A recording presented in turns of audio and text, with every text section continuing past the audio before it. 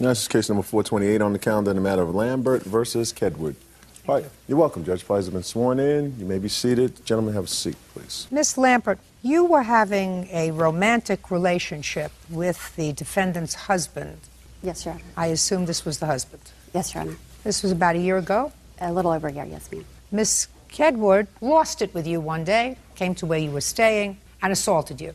Yes, Your Honor. She admits that she assaulted you. She also admits that she pled guilty to a simple assault, and she received a fine. Her defense to your action for damages for both your medical bills and your pain and suffering is that you weren't injured.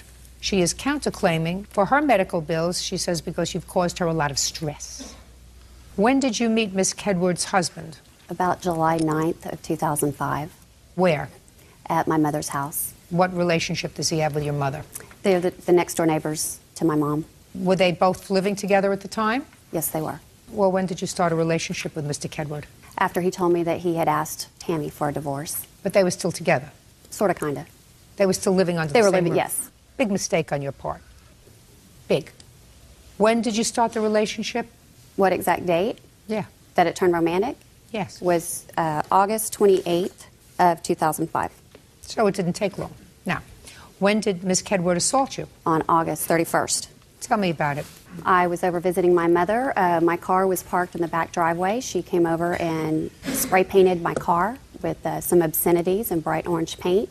I saw her do it. We went back inside to call the police. She knocked on the front door, asked me to come outside. My mother came outside with me. She was yelling all kinds of profanities. And That's not true. And I was standing between her and my mother tried to explain some stuff to her, and I was looking at my mother. She reached over, grabbed the back of my hair, yanked me on the ground. She jumped on top of me, punched me, blood went everywhere. Meanwhile, Punched you where? in the nose, and then punched me again in the cheek. Meanwhile, my mother managed to pull her off of me, and my 82-year-old grandmother was standing on the porch calling the police. And you were arrested? No. Taken into custody? No. Did you press charges? Yes, I did. Okay, Miss Kedward. Why don't you tell me what happened on the 31st of August? I drove up from work. I got out of the car, and she came out of her mother's house and said That is a something. lie, Your Honor. Listen to me. I cut her off when she interrupted you. Don't speak until she's finished. Go ahead. I got out of the car, and she came out of the front door and said something that I didn't understand what it was that she said. Nevertheless, she said something.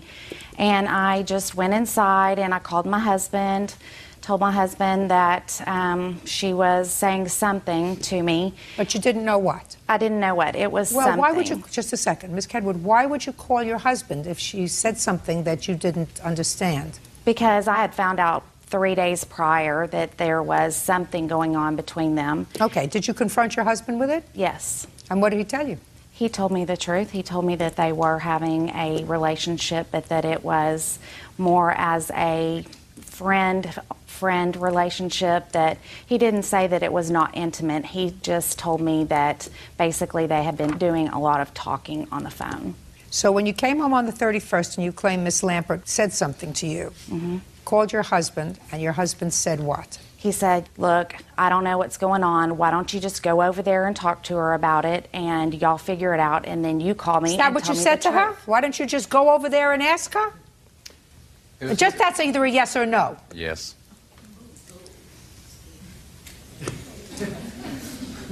That was the first time that I ever thought of going over there. So your cheating husband tells you to go over to the woman's house and to talk it out with her.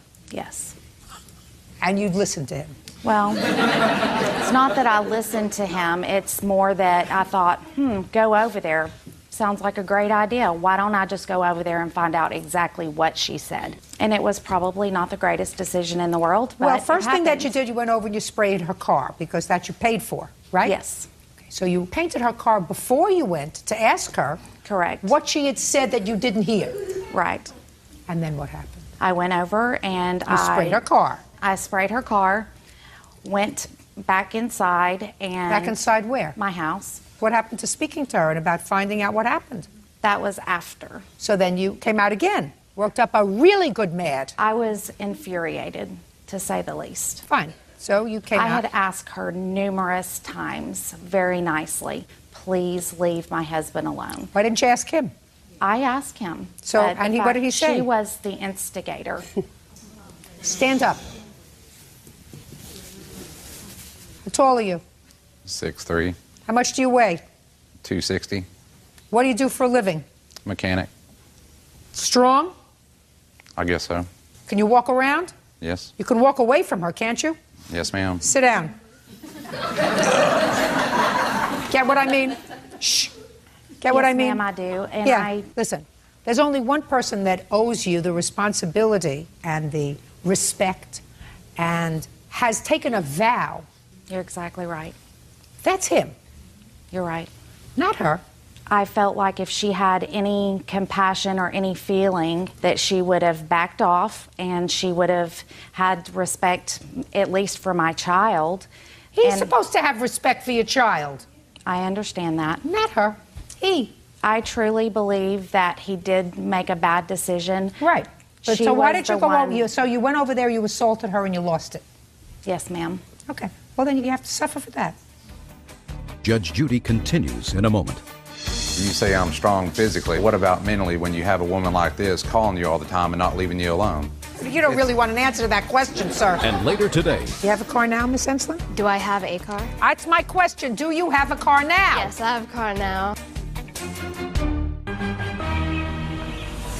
real cases, real people. Judge Judy.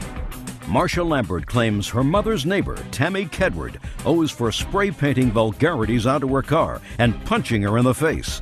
Tammy claims Marcia was sleeping with her husband. She is countersuing for emotional distress.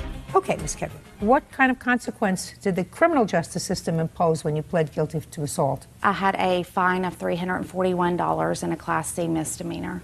Tell me about the surgery that you had 3 months later. I had actually 2 surgeries to try to correct. I was having trouble breathing through the right side of my nose. Can I Can see I the add medical report? something, Yes, Your ma'am. Honor? Yeah. She told my husband, he asked her the next day after the assault, "Are you okay?" And she told him, "It's no big deal. The same thing happened to me about a year ago when a girl hit me in a bar." Okay. That's a lie, Your Honor. Shh, just a second. Let's say that's true. What difference it make? So what's to say if she had any surgeries that it wasn't to correct what had I don't know happened what she then? wants. It's possible it was. That I doesn't don't- leave I'm you. not sure That doesn't. exactly what she Shh, wants. quiet. That doesn't let you off the hook. I understand. She doesn't have to sue for any medical expenses. She can just sue for pain and suffering. I understand. Good.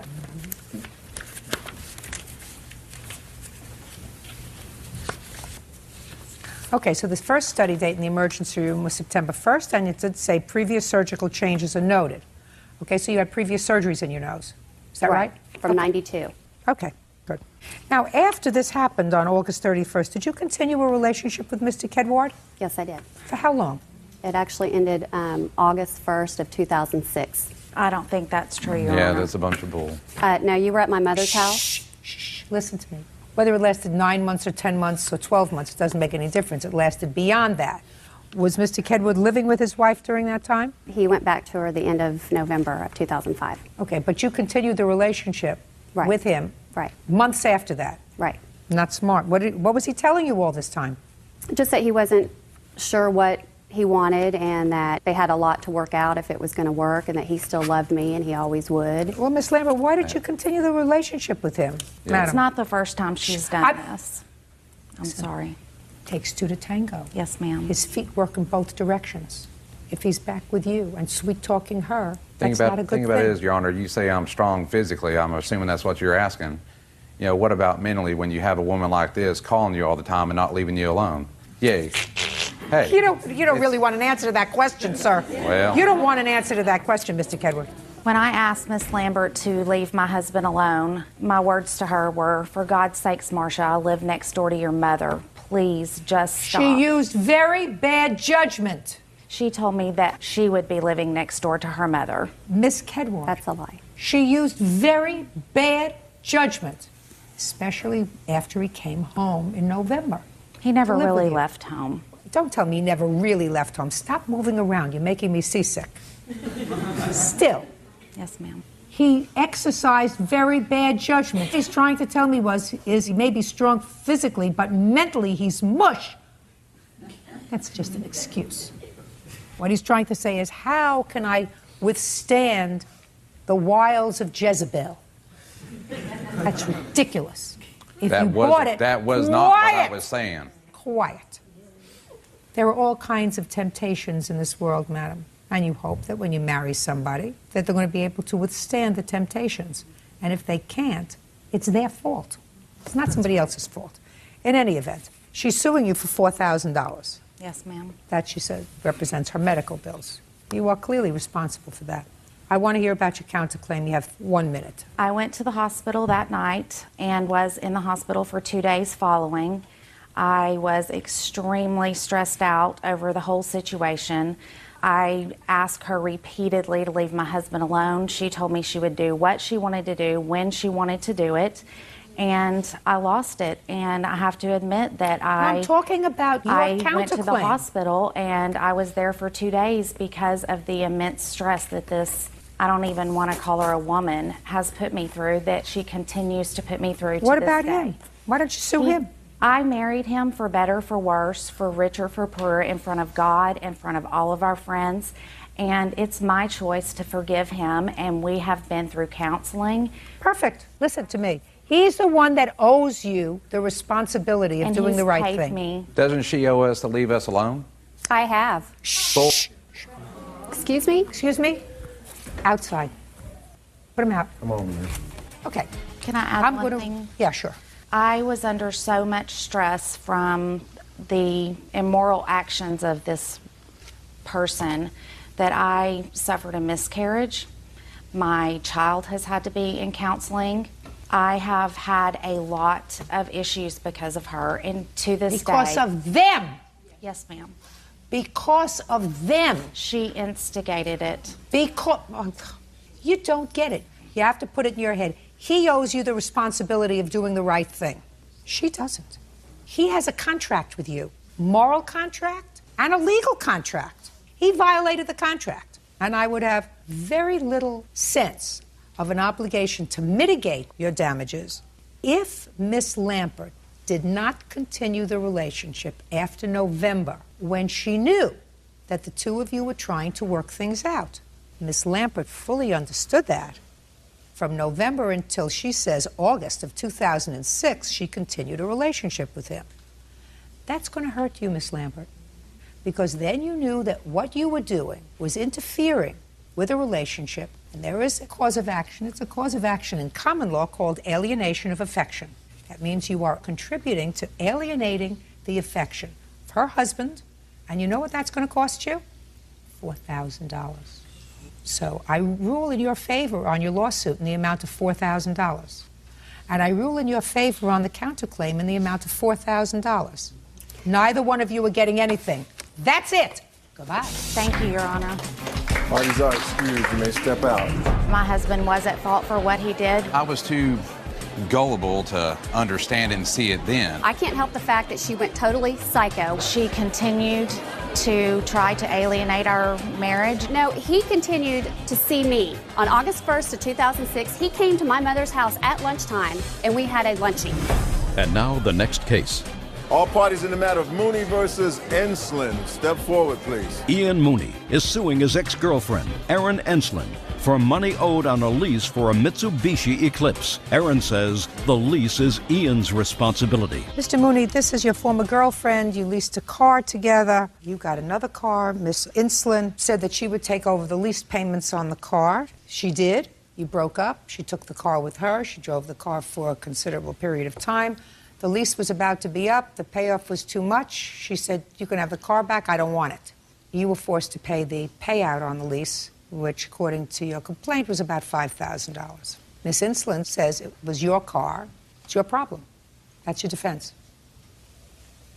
Yes. When was the car leased? October 6th of 2001, and it was leased by myself and Erin. Okay, and how long did you drive the car together? Until, I believe, February of 2004. Erin had found employment, and basically we agreed that I would get another car in my name, and Erin would take over the Eclipse and make the payments. And you did that? Yes. For how long? The lease was up 2006, October. I called him a few times a couple months before saying that I couldn't afford the car. It was really breaking me. So obviously there was no way I was going to be able to pay it off, and he just refused to take it off of me. Well, but you had an agreement with him, Miss Enslin. Yeah, as long as I'm driving the car, I'll pay for it. There were times where I called them and that's said, not- I don't want it. I don't want to drive it. It was never discussed of bringing back the lease and me paying it off. Well, what did you expect I'm not to even happen? on the lease. Miss Enslin. I'm a co-signer for the loan. Correct. I'm not on the title of the car. It's But not you my are car. co-signer on the loan, right? Right. Okay. Now, you had this car in total. How long, sir? The full lease, 5 years between the two of us. Erin had said that she had no intention of keeping the car yet. I have. I believe she had intention of keeping the car as long as it was just like a basically, lease. I'm sorry. speaking, Mr. Apologize. Mooney. I believe that she had the intention of keeping the car and paying for it until it was no longer advantageous for her. You have a car now, Miss Enslin? Do I have a car? That's Yes. my question. Do you have a car now? Yes, I have a car now. What kind of car do you have? I have a Dodge Spirit, What year? 94. Where did you get it from? My parents. Your parents gave it to you as a gift. Yes. When did they give it to you as a gift? The October of last year. So at about the same time that you said, I can't afford these payments anymore. At the same time the lease was up for his car. The same time the lease was up on a car on which you were a co-signatory. Yes. Perfect. Okay. Can I please see the payout? This didn't become an issue until there was damage to the car, and basically she'd gone over on the mileage. How was the car damaged? Miss Enslin, you don't know. How was the car damaged? There's a scrape on the side of the car. How did it happen? I hit something with it. Why didn't you fix it? Because it happened right before the lease was up. And his girlfriend at the time was actually looking into buying it, and her dad owned a garage, so there was a point where we thought that they were going to fix it and buy it and just take it off of whatever she paid for it. Who do you live with? My boyfriend. What kind of work do you do? I'm an assistant. Assistant what? Assistant to a businessman. What kind of business? He's owns a small production company. You mean theatrical? No, music. And what does your boyfriend do, Miss Enslin? He's a writer. And what do your parents do? My mom works in a factory. She's an accountant. And my dad fixes the roads and works for the township. How old are you, Miss Enslin? 25. You have to grow up and stop being a baby. If you have a responsibility, you're supposed to take care of the responsibility. You're not supposed to stick somebody else with your responsibilities. You were going to assume the responsibility on the car until you decided it was too expensive a proposition for you to take it over after the lease. So what? You relied on your parents to treat you like a baby and buy you a car so you could get to and from work and not have to take care of this responsibility. You have to grow up, madam. Beauty fades, dumb is forever. Judgment for the plaintiff in the amount of $5,000. That's all. Parties are excused. You may step. Desi versus Stroop. Parties have been sworn in, Judge. You may be seated, sir. Have a seat. Miss Desi, you know this young man from high school. Is that right? Yeah, we dated. How old are you now? I'm 19. What do you do? I work for my parents as a secretary, but I'm a full-time student Where are you a student? at Cal State University Bakersfield. What about you, Mr. Stroop? I actually work at a cotton gin. I do manual labor, and I go to school at BC, What is BC? Bakersfield College. Who do you live with, Mr. Stroop? My mother. Just the two of you? Yes. Miss Desi's complaint says that she loaned you $270 that you said you needed in order to pay for a car payment for a car that belongs to your mother. You know each other from high school, so I assume you know each other for several years. Yes. Is that right? Yes. And you're just friends? Yes. How did it come about, Mr. Stroop, that Miss Desi knew about your need for $270? I came to a tough spot in my life. Just a second. Just tell me how she found out that you needed $270. I texted her and asked her if she would like to do me a favor. What date did you text her? I do not remember the exact date. You Your Honor. remember? It was between June 20th and June 22nd. I'd like you to remember as closely as you can the words that you used when you text messaged Miss Desi. I said, "Do you want to help me out?" And she said, "What?" And I said, "You want to give me $200?" And I was joking around by saying so. And she said, No, "Let me okay. think about No, it." just one second. You said to her in the text me, "Do you want to give me $270? I'm just joking around." I put Or is that what we call editorializing? I put JK at the end of it, which would be an abbreviation for just joking. JK is just joking. Yes. Just You kidding. better stay in Bakersfield. Always. What? JK is just joking.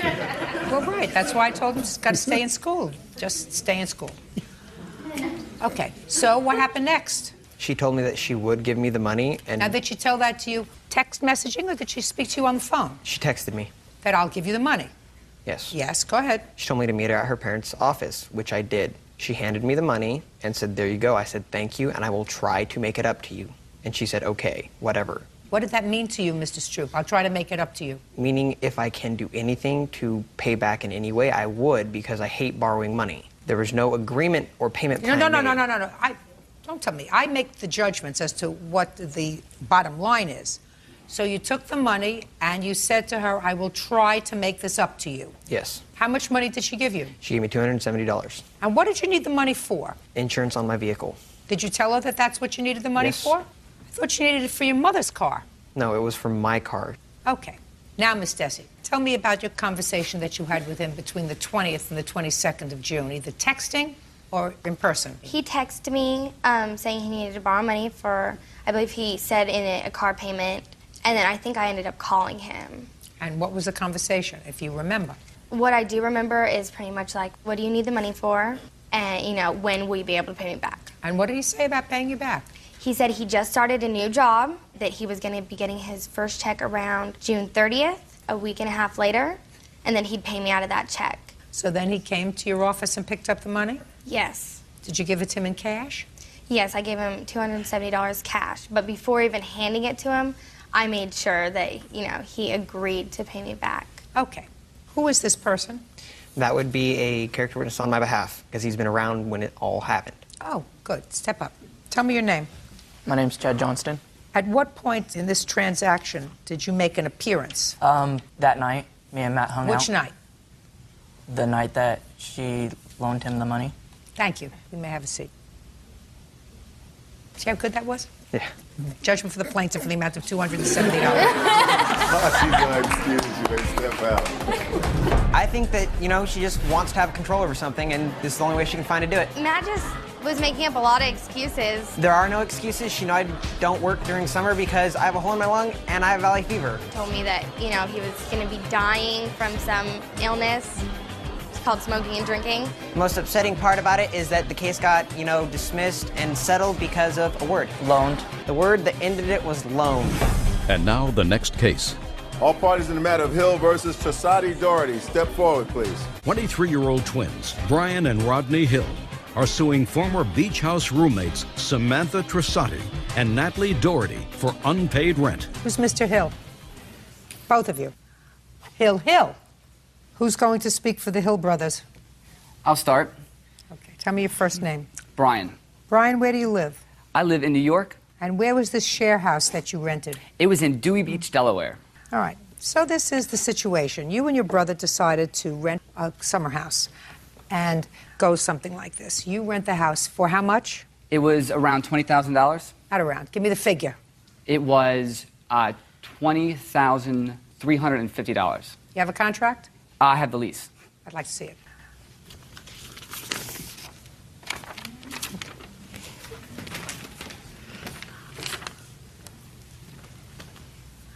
$19,845.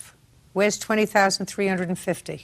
Oh, well, it was just what the taxes and stuff they added on the lease. I want to see the lease. This isn't the lease. That's the best thing they could give us for showing. That shows the dates that we had the payments due and that kind of stuff. That's the best thing the realtor could provide us to bring here. How old are you, Brian? I'm 23. Brian, you have a lease agreement. This is not a lease agreement. Nobody rented you their house for $20,000, young man, without giving you a lease. A lease indicating what the rental was, how many people you were allowed to have there, what the term was, from when to when. Do you understand what I'm saying to you, Brian? I do. That's the best thing we could get. Well, that's too bad. You come back when you get something else. Thank you. There's no excuse. You may step out. Wow. Judge Judy continues in a moment. So this teaches you a very good lesson. When you come to court, you don't come to court with your ostensible good looks. You come to court with evidence. And not irritate me. It's a very bad thing to irritate me.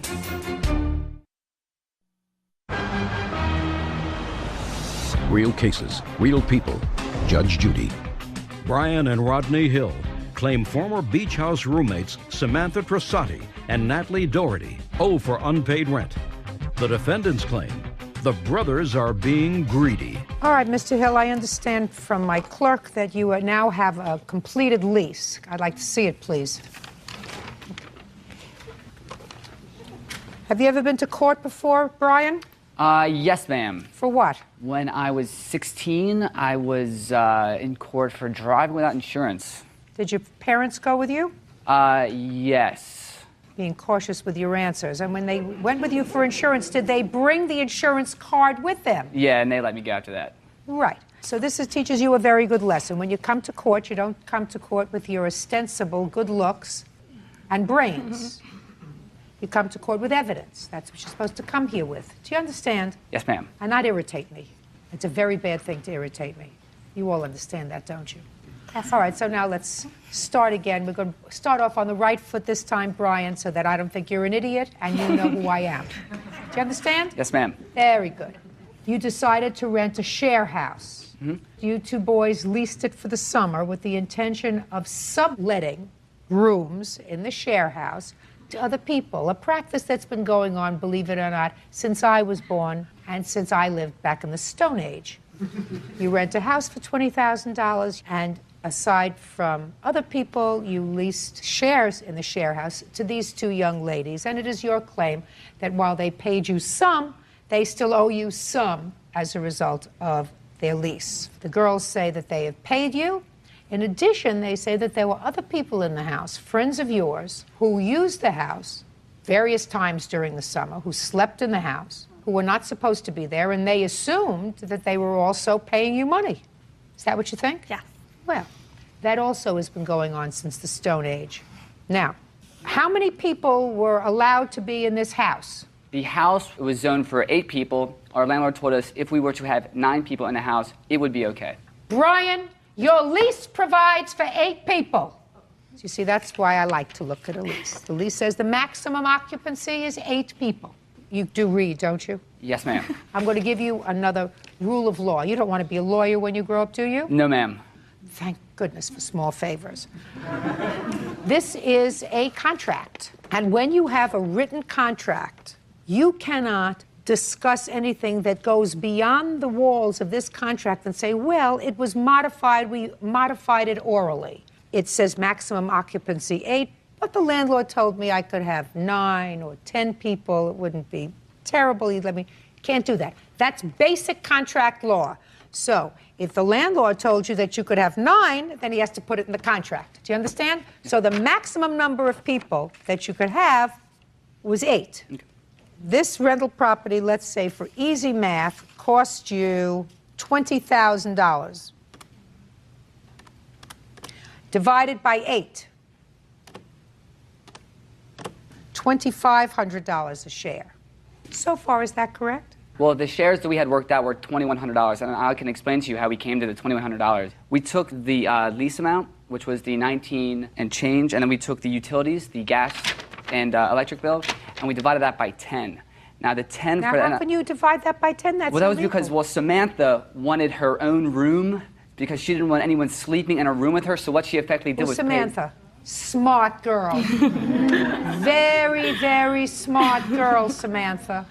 All right, so Brian has already violated his lease because, according to you, you were going to have 9 people in the house plus Samantha's double share. Yes, ma'am. So how many people did you actually rent to? It was 9 people.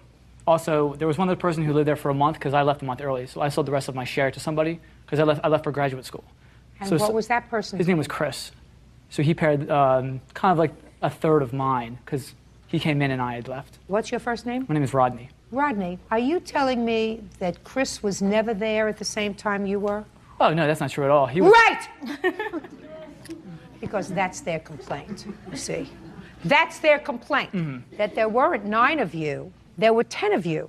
And when you originally divided the number of shares they were going to be, even if there were 9, which was illegal, you brought in somebody else to make a 10th person. And that person was there sometimes when you were there and sometimes not. Ma'am, the girls had female friends that had practically moved in with them. We absolutely never said anything about that. Did they?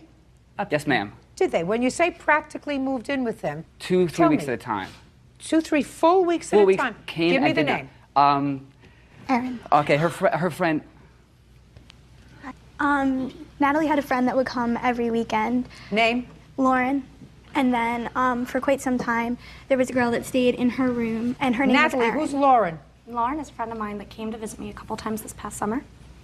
And I mean, I had no objections to it because she's welcome to me and her into her home multiple times, but they had people coming into this house almost every weekend from DC, from wherever, and I would say, oh, Brian, who are these people? They're weekenders, don't worry about it, they're paying too. So are you telling me that Brian told you that they were paying? Oh, yeah. Oh, yeah. When you had your friends visiting, were they paying? No. All right. Go ahead. What we did was we had weekenders who would come in and they paid like a very reduced rate, and we used that just for the house, to keep the house up and running, to pay our TV bill. We had TV's bills that were $300-400. We had them pay that. We are absolutely not interested in nickel and diming our friends. We put up the money for that house solely because 9 of us wanted to get a house, and we were the only people that were able to do so. We had absolutely no interest in getting money out of this. Brian, let me explain something. You cannot do that.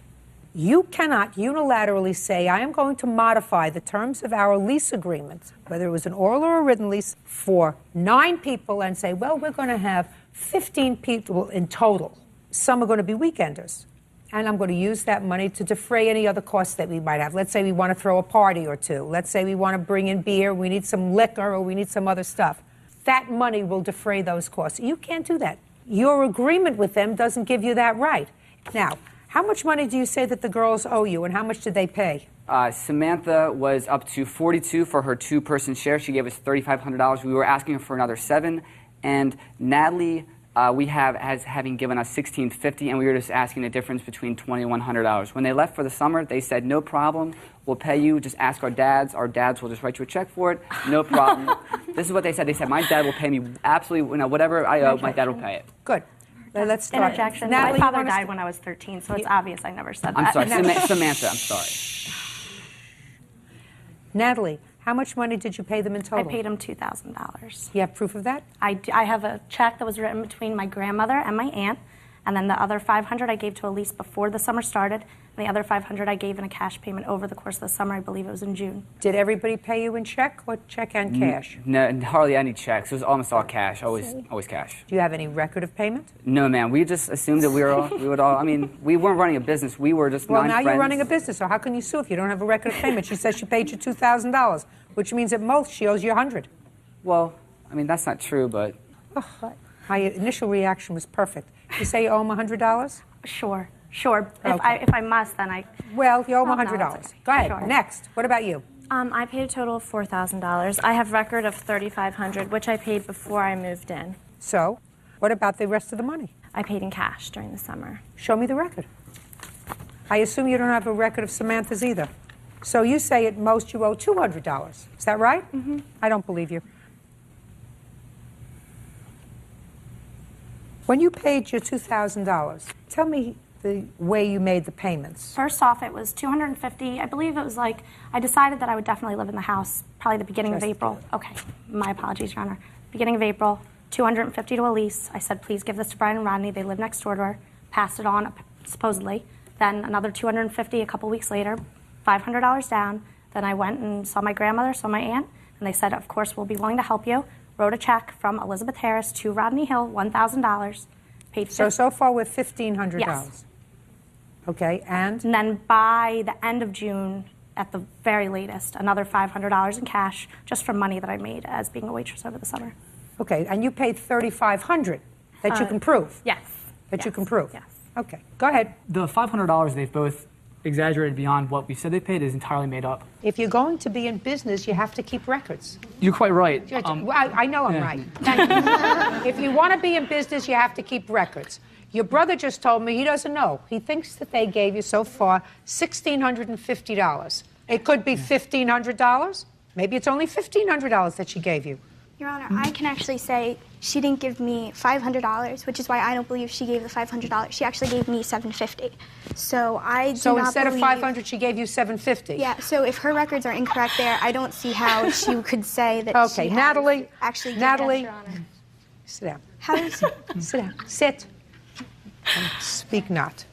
Natalie, you owe him another $100. Okay. Samantha, Yes. you owe him $700 because you do have records of $3,500. And anybody who has records of $3,500 has the records of the rest. So next time, don't go into business, guys. You're not smart enough. That's all. That's case number 324 on the calendar in the matter of McDonald versus Pittman. Parties have been sworn in, Your Honor. You may be seated.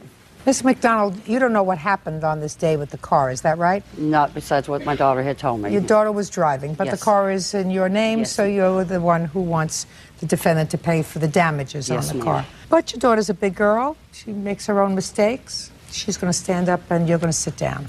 Do you mind if I stand up in between these two? Because he's caused so much turmoil with our family. Oh, he's not going to make any problem. Okay. You see this guy? Squash him like a bug. Okay. You understand that, Mr. Pittman? Yes, ma'am. Or you keep an eye on Mr. Pittman, because Miss McDonald will feel more comfortable if you do that. Sure. Thank you. Miss McDonald, it is your claim that the defendant backed into your car when he was angry. Mr. Pittman says that you rear-ended him. Mr. Pittman used to be your boyfriend? Yes. How long was he your boyfriend? Almost 3 years. And how old are you? 17. And then when the two of you broke up, he started dating, or even before, I don't know how it happened, but now he's with your cousin, who was 15 and pregnant. How wonderful. I assume that the pregnancy is a result of your relationship. Is that right, Mr. Pittman? Yes, ma'am. How old are you? 20. And what do you do to support yourself? I work for one of my friends. Doing what? I'm a foreman, construction foreman. You work every day? Yes, ma'am. How much do you earn a week? 800. And who do you live with? My parents. Pay rent? No, ma'am. What do you do with your money? I put it up for my kid, and I'm buying clothes and all that. Insurance, phone bill, just I pay bills with it. You have another child? No, ma'am. So this is the child that you're talking about? Yes, ma'am. Do the parents of this 15-year-old who you got pregnant want to put you in jail? No, ma'am. She allowed me to date her. Dating her is one thing. I know. You know, dating, you go out to eat, you go to a movie, you go ice skating. You know, there are lots of things you can do other than make babies with 15-year-olds, Mr. Pittman. Who are these people? My mom and my witness. You didn't give them a good enough lesson in the facts of life. Okay. Tell me when this incident happened with the car, Miss McDonald. On Friday, August 11th of 2006. Tell me what you were doing near Mr. Pittman. It's a parking lot where a bunch of people hang out on Friday and Saturday nights. And you knew he was there? I didn't know he was there until I pulled in. At that point, he was already involved with your cousin? Yes. You were angry about that? Yes, very. So you pulled in and you saw his car. Was your cousin with him? Yes, she was. And what did you do? I noticed that No. Look at me. Don't look over there. Look at me. I noticed that he was there, so I pulled up beside him. Why? Just... Come on. I was going to talk to him. I pulled up and she was with him. So I confronted him. Well, what did you say to him? Because he also was still calling me every night, wanting to be... Shh, just a second. Wanting to still be with me at the same time as being with her. And I felt like she needed to know that too. Well, why did you choose that time to tell her? It was probably the only other time I would see her. Yeah, you could have called her on the phone. Could have told your mother. Your mother could have called whoever her mother is and said, listen, this is not a good situation. So you went into this parking lot and there was clearly going to be trouble. So when you say you confronted him, what did you say? I just, asked him why. Why is he doing this to me? Also wanted to be with her. He needed to choose one or the other. And then what happened? We got into a small argument. He then pulled off, and I pulled off behind him to leave because I was so upset.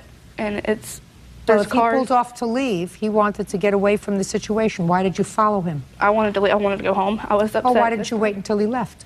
I was just so upset. Didn't know what to do. Go ahead. And whenever he pulled off, I pulled off behind him. He hit the brakes, so I hit the brakes too. He threw his truck in reverse and backed into me, and then pulled off and left. He wanted you to leave him alone. Miss McDonald, he wanted you to leave him alone. Is that a fair statement, Mr. Pittman? Ma'am? Is that a fair statement? Yes, ma'am. So? Someone I knew called the police for me, and they came and did a police report and an incident report, which I have a copy of, along with pictures of the damage. And then Monday, whenever my mom got home and we started filling out to file with his insurance company, she then told me that my witness, Dana, who was her coworker, had overheard her talking to some other people at work, and she was actually there in the parking lot Friday with her son. Perfect. Would you stand up, please? Dana, you have a last name? Morella. What were you doing in the parking lot? Me and my son were just up there eating, and we were out in the parking lot looking at all the cars. They have a lot of the nice cars that my son likes to look at, the Nopi cars, and we were just out looking at the cars when I noticed that a big black Bronco just backed up into a green Jimmy. At the time, I did not know that it was... You drive the big black Bronco? Yes, ma'am. Okay, so he backed into her. Right. Okay. And that's all I seen. Thank you. Let me start with you, Mr. Pittman. It was wrong for Miss McDonald, not smart of her, to confront you and your girlfriend in the parking lot on August 11th. It was wrong for her to follow you after you tried to leave, because you don't know what she's doing, whether she's going to follow you, whether I mean, you have no idea at this point, because you were leaving and she wasn't finished yet. I want you to understand that I am sympathetic with that. I'm not sympathetic with you, but I'm sympathetic with that. Now, all I want to know from you is, did you back your car into hers? No, ma'am. You better have very strong, convincing evidence, Mr. Pittman, and that doesn't necessarily mean you're going to be responsible for all the damage on her car. I'm telling you that right now, because I find that even if you did back into her car, she's partially responsible for what happened on that evening. Do you understand that? He was trying to get away from her. She was acting like a nut. She's a kid, and she was acting like a nut, and he was trying to get away from her, and she wouldn't let him. So even if he did say, listen, I'm going to back up into her, I'm not going to hurt her, but then she's going to stop, that was sort of justified under the circumstances. So she is partially responsible. Do you understand that, young lady? So you better be able to convince me that this lady who was in the parking lot with her son is lying to me. Judge Judy continues in a moment.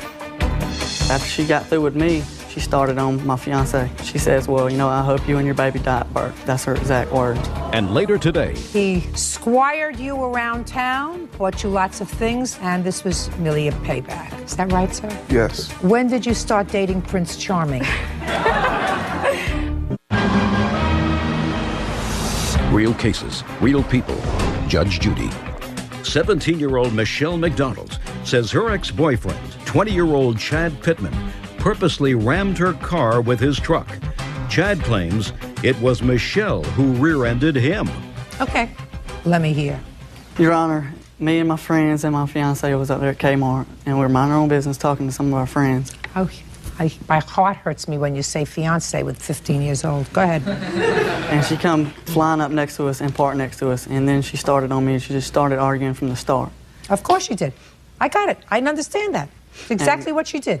I was shocked. I was embarrassed, you know, because here it is, a bunch of old people were in front of me, and she just come out of nowhere. And after she got through with me, she started on my fiance.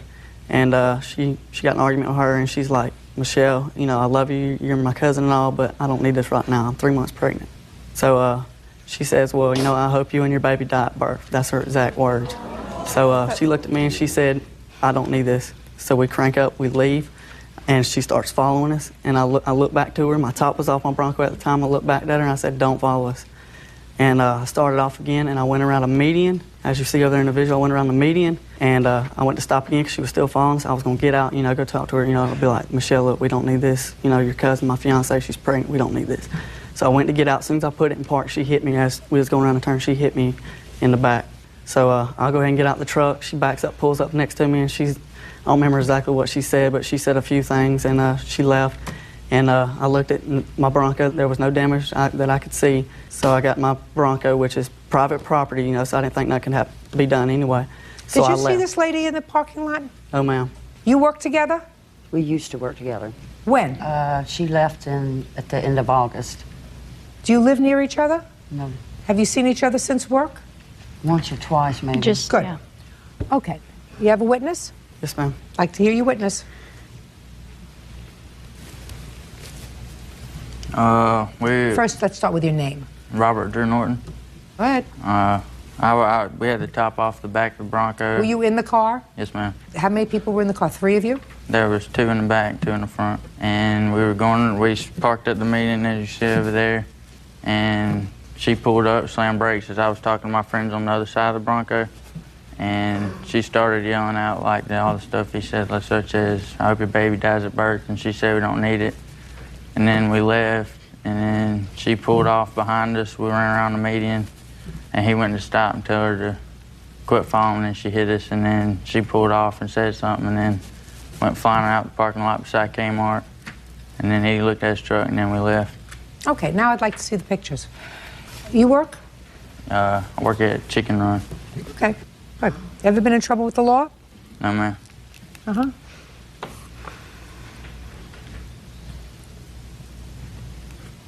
Well, if he backed into you, madam, he certainly didn't back into you square on. This indicates that you had damage just to one side of your car. Is that right? Yes, ma'am. Yeah. Now you can stand up next to your daughter. Your Honor, can I say something? Yes. After she left, there was no cops called. They were called 2 hours later. And one of my friends up there called me and told me this happened at 8:30, 8:45, because I called my mom when I was on the way home, and I don't live but like 15 minutes from there. So it was 2 hours later before she even called the cops. Go ahead. The cops were called immediately. There was a 2-hour delay before they got there because there was a shooting in the area, and they apologized. There was nothing they could do. They got someone there as soon as possible. Miss McDonald, I'm not satisfied that Mr. Pittman, although he clearly suffers from a lack of good judgment in other social areas of his life, hit your daughter's car. I'm not satisfied he did that at all. I think that your daughter was furious that night. I think that she got into the parking lot expecting to see him there. She saw him there. She confronted him. She confronted him in the car with her cousin. She was so angry that when he chose to leave because he didn't want to hear her vile talk, she followed him and she hit him. And that she can't do. And I don't believe your friend. Sorry. And believe me, if I felt that Mr. Pittman was responsible, at least even partially responsible for hitting the car, I would have held him partially responsible for fixing the damage to your car. This whole incident was precipitated by your daughter. She has to bear the responsibility for it. And the responsibility involves fixing her car, your car. That's all. That's what she has to do. She has to get over him. He's no bargain. You'll find somebody else. You That's got it? not a problem, ma'am. She was supposed to take out a warrant from him, but would not do so. For A warrant for what? For aggravated assault is what the police officer told us. Well, let me tell you something. It's a good thing she didn't, because if I were representing him, I would sue her civilly, because what she told you is a fib. Judge Judy continues in a moment. She had no business being in the parking lot that night. She had no business confronting him, and she had no business following him. And later today, You don't look happy, Mr. Smith. This is my everyday appeal. I always have this MO. You just have a half-empty appearance. Yes. Okie dokie. real cases, real people. Judge Judy. 17-year-old Michelle McDonald says her ex-boyfriend, 20-year-old Chad Pittman, purposely rammed her car with his truck. Chad claims it was Michelle who rear-ended him. Miss McDonald, he did not hit her car. She hit his car, and she had no business being in the parking lot that night. She had no business confronting him, and she had no business following him. And you have to accept the responsibility for that and not blame other people. You got it? Yes, ma'am. Good. That's all. Case dismissed. Thank you, Your Honor. Parties are excused. You may step out.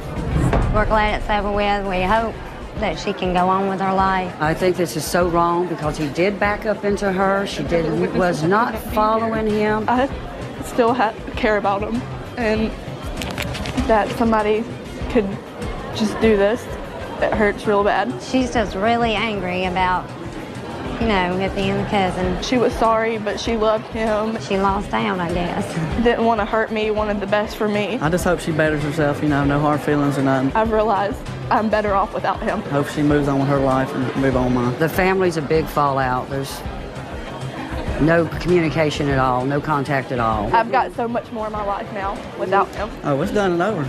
I don't see them. I try not to run into them. This would be something that's run our family for the life. And now the next case. All parties in the matter of Elfman versus Smith. Step forward.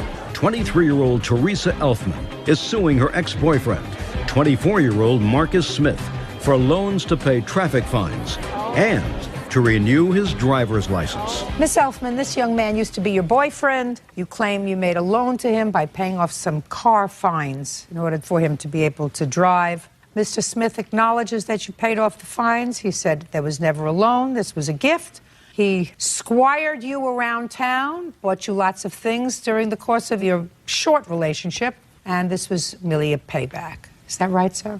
Yes. It was. When did you start dating Prince Charming? The beginning of June. We met through mutual friends. And when did you advance this money to him? The end of July. July 21st and the 23rd, I believe. Are those dates correct, Mr. Smith? Sounds correct, yes. Do you want to be here, sir? I don't know. I'm here. You don't look happy, Mr. Smith. Nah, this is my everyday appeal. I always have this MO, you know. So, You're a scowler. nah. You look angry. Yeah. You wear contact lenses? No. You just have a half-empty appearance. Yes. Okie dokie. What was the money for? He had some fines to pay in order to, before he got his car, and so he had to pay some fines in order to get his license back. So we asked for the loan. What did he say to you? Teresa, can I borrow some money, please? I'm getting a loan. He was getting a $7,000 annuity check from his union, and I actually helped him write the letter to get that, and I knew he was getting money, so he asked before that so he could get the car could go into his name, and so I said sure, and he's like, I'll give it back to you in installments, or actually he was going to give it back to me when he got that check from the annuity from his union. What kind of annuity were you getting from your union? I was borrowing money for my annuity. Why? Because I just had got out of jail and needed transportation. So I took out $8,000 where I can get an automobile. What kind of union do you belong to? Carpenters. So you were working full-time? Yeah, I was working full-time. So you were going to take out the loan, but you needed the money before that? Yeah, I needed the money before then. I already purchased the car, I just couldn't get my license reinstated. So tell me what you said to her. Just asked if I could borrow a couple of dollars. Right. Look what you said. Look how easy you made. So that's, you asked her if you could borrow a couple of dollars, and she said what? Yes. How much you need? Good. How much do you need? Yeah. How much did you tell her you needed However to borrow? much I needed to get reinstated to get my license. Okay, and she took care of that, right? Yes. And how much was it? It was $700 I had loaned him. I'm just suing him for the stuff that I actually have proof for that I paid for him. Which was? Which was to the RMV of $530 for one check, and then the second check for $60 to the Registry of Motor Vehicles as well. Okay, so $590. So, Mr. Smith, there you go. You said, hey, Teresa, can I borrow some money? She said yes, right? Yes. Perfect.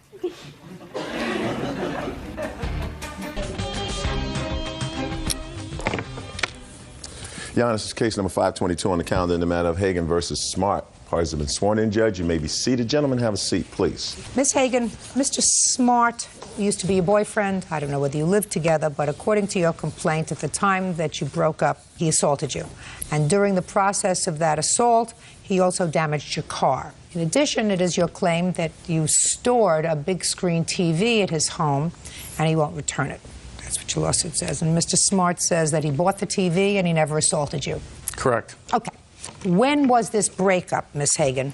It was December 25th. And had you been living together at the time? No, we weren't. I lived with him for about a week in the summer. It was approximately July. Okay.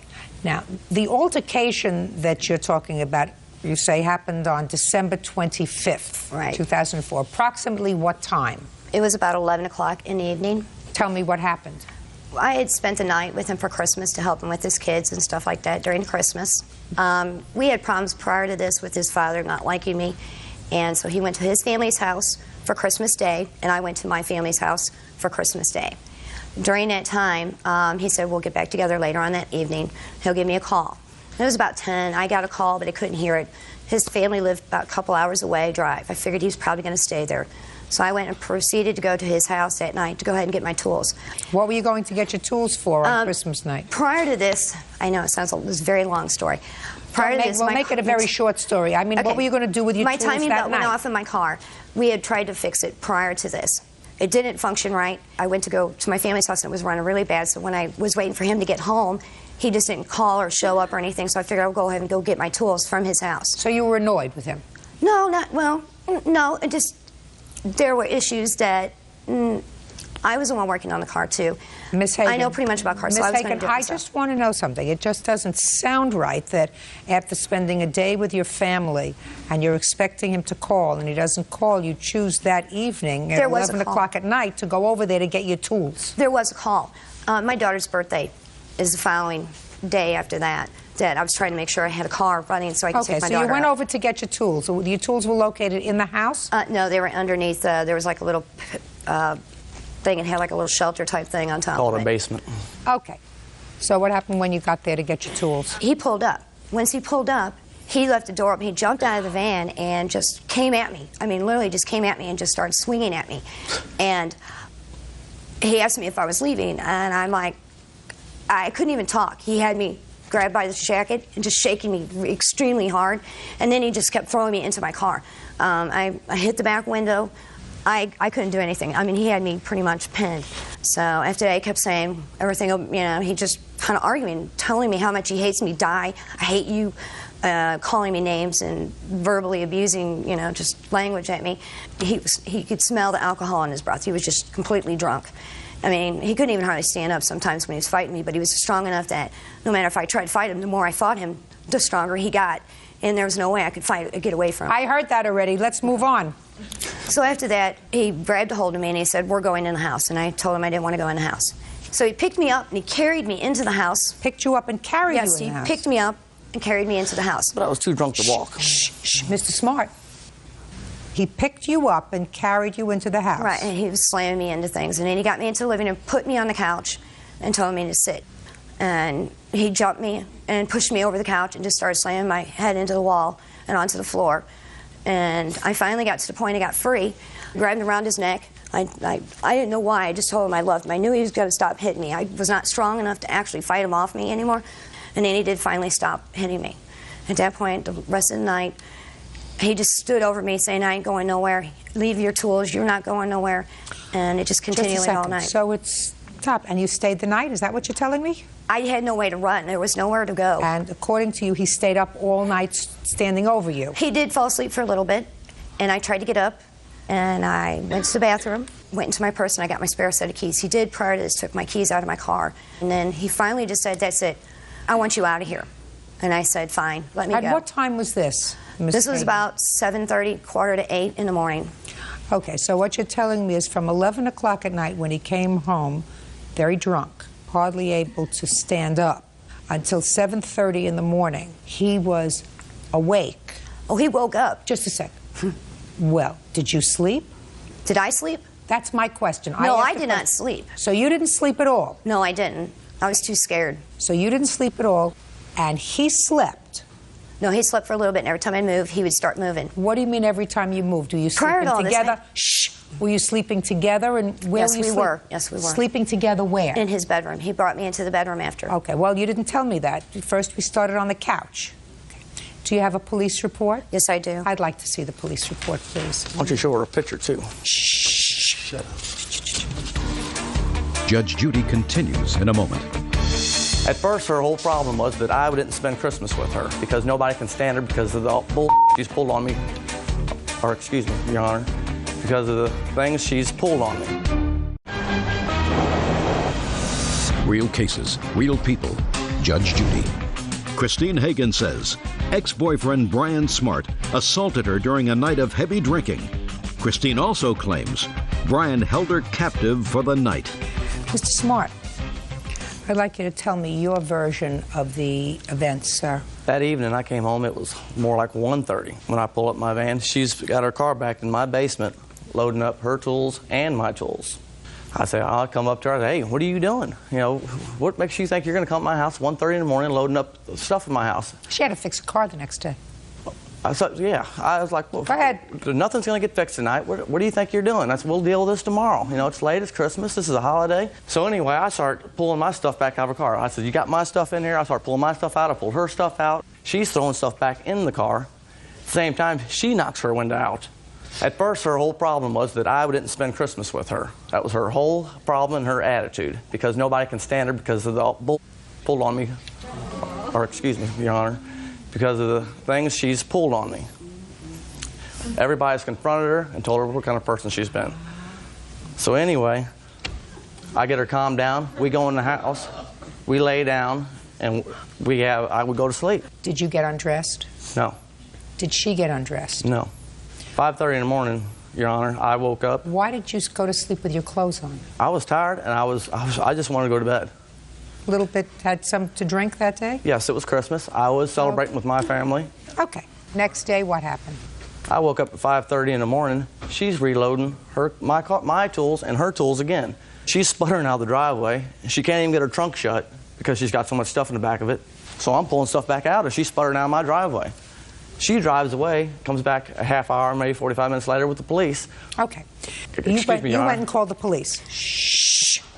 you went and called the police, correct, Yeah, I Ms. Hagan? finally got to a point I had a chance to get my key. All right. Let me read to you in the police report that you've given me what the police say. They said that you contacted them, and you say that you were shoved and punched and pulled by the hair and threw you around the residence throughout the night. Ms. Hagan refused medical attention and treatment and appeared to be in no distress. Ms. Hagan's hair, makeup appeared to be neat, and there was no physical evidence to support her allegations. How do you explain the fact, Ms. Hagan, that after all you went through that night, beaten, pummeled, thrown over the couch, slept in your clothes, all of those terrible things, why do you think that the police noted there was no physical evidence to support her allegations? I tried to go to the police officer at the time. I've actually tried, still continuing trying to get a hold of the officer, why they haven't done anything further than this. This is his report. This is what he wrote at the time he saw you. That is his opinion. This is what he wrote. I never even got out of my car because I could not keep my car running because my car would die and I was afraid to be too close to lose a resident with it. Okay, I'm finished with the assault part. Now let's move on to the big screen television set. During the summer of 2004, I had moved out of my house with my ex-husband. My son and Brian Smart took the big screen TV and brought it over to his house. Well, the kids got really fond of it. They were playing video games and stuff like that. And so I didn't really say anything. And then when I moved into my new place, there just was no room. So I went in and left it at Brian's house. And the kids were having a good time. And For 6 months? Yeah. And I asked for it back then, too. And I just figured I'm taking it to court now. She needed money. She was selling all these things that she got from her ex-husband. She was trying to get like $800 for the TV. I finally talked her down to $600. She really needed the money. Her and her son needed to go get an apartment. I wrote out her a check, which I have right here. Can I see it, please?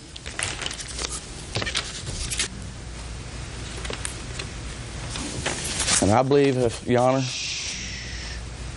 Why did he give you $600? I never received $600. He has gave me checks in the past that to cash in for him so he can pay off bills and take care of his kids for daycare. Why would he give you money? He gave me a lot of money off and on. No, listen to me. First you said he never gave you a check. Then you said he did give you checks to cash for him that he needed for his children. Not for the TV.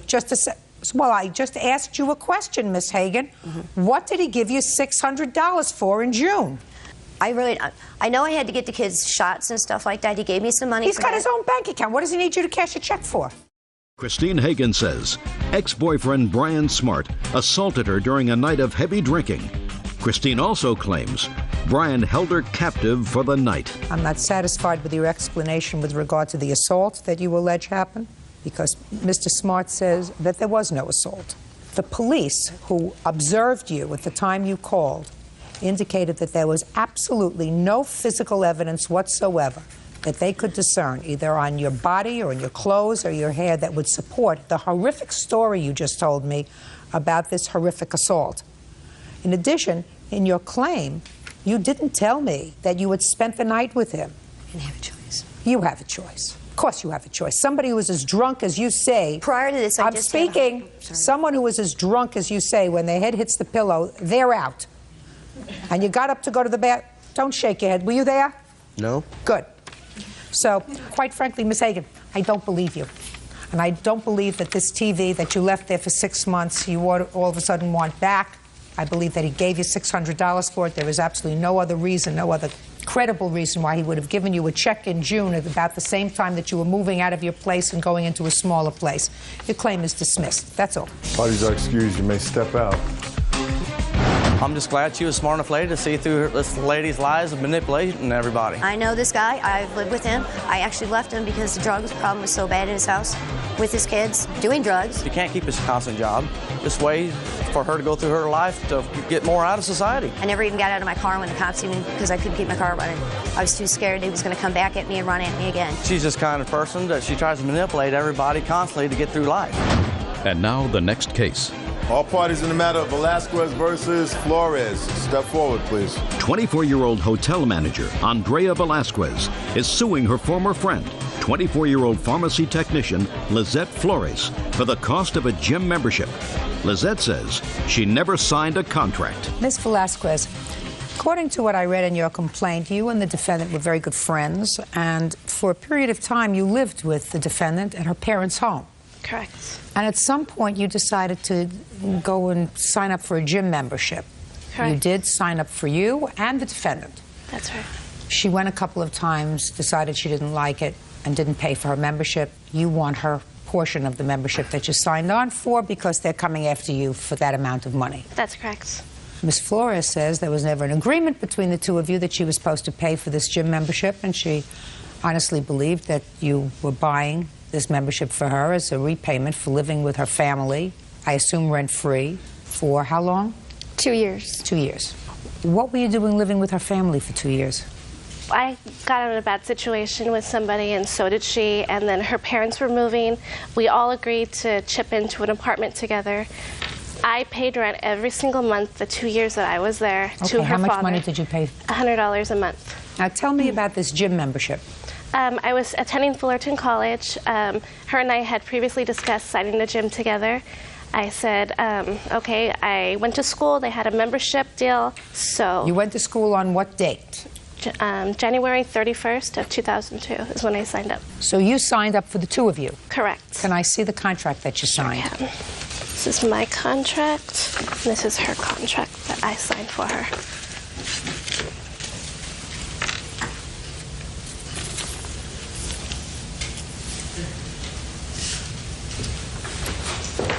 So you signed both of these contracts? Yes, ma'am. When did you tell the defendant about the contract? When I came home that night. What did you tell her? I presented her the contract. I let her know that I did sign up for her. She had 3 days to cancel. I let her know if she did not want the contract, please let me know within these 3 days so I can go ahead and cancel it. It'll come off my credit. She said, yeah, that's fine. We went over the contract together. 2 days later, we went to the gym. We actually took our photo IDs together, and she was supposed to put everything under her name. But I didn't feel confident enough in her because she was barely trying to establish credit. And I kept it under my credit as long as I told her, just as long as you pay for it, give me the checks monthly. She agreed to that. There is nothing here with her name on it. Well, it's because it's under mine. She never transferred. If you look on the original contract, it's all under my name, and underneath it says her name, Lizette Ramos. I understand that, madam. But you bring me what this credit history is and the amount of payment. Correct. And this says what all the payments are up from the very beginning. Now, what I say to you is, show me your payment history. I don't have that with me. She says that you weren't paying yours. So, wouldn't it strike you, since you signed up for the two of you at the same time, wouldn't you think that the smart thing to do was to bring something that showed your payments of $29 for your account and her payments for $29 on her account, since there's absolutely nothing here that suggests that this is her membership? Okay. Do you understand what I'm saying to you? I understand. All right, now, let's get to you. When she came home that night and said she had signed you up, what did you say to her? I took it as a gift. I said, thanks. Well, what did she say to you? She said, hey, I got us memberships to the gym. You just have to promise me you have to work out with me. I said, okay, that's fine. And we actually worked out for 3 days. And on the third day at the gym, she found out she was pregnant. She took a home pregnancy test at the gym. So we went home that day. We stopped going. I stopped going as well. Did you stop going to the gym at that point? I kept going. No, she didn't. We weren't friends, Lizette. Just a second. Oh, you were living at my house. You have two problems with me. First of all, you did not have her consent at the time that you signed up for the membership. And second, you don't have anything to show me that this collection letter is on the second membership rather than on the first. And I assume you could have gotten the same printout on yours, right? Correct. Well, then you have a problem. You have a problem of proof with me. In any event, there was no contract entered into between the two of you at the time that you signed her up for this membership. She's not responsible for the membership. When you got pregnant and you took the pregnancy test and you went home, which I believe probably happened, did you expect her to remain a gym member and keep going to the gym without you? Well, yeah, she agreed to the contract. You know, I agreed to her promising her. Sorry, babe. She doesn't owe you any money. Dr. Newby, you're welcome. Parties have been sworn in, Judge. You may be seated. Ladies, have seats. Ms. McCumber, according to the complaint that I have read, you were employed by the defendant as a babysitter for her two children, her little girl who was 5 and a baby who was A year and a half. a year and a half old. You claim that she fired you. Yes. She fired you owing you money. Yes. And she has some of your property. The defendant says that she owes you nothing and is counterclaiming because she says that because of your negligence, one of her children was hospitalized for 3 days. How did you come to work for her? A friend of mine had gotten my number from her, and then she contacted me because I was going to start a child daycare center. And she didn't want to bring the children to my home, so I went to her home. Are you a licensed daycare provider? I'm getting my license. So you are not a licensed No. daycare provider. Do you have your own children? I have one son.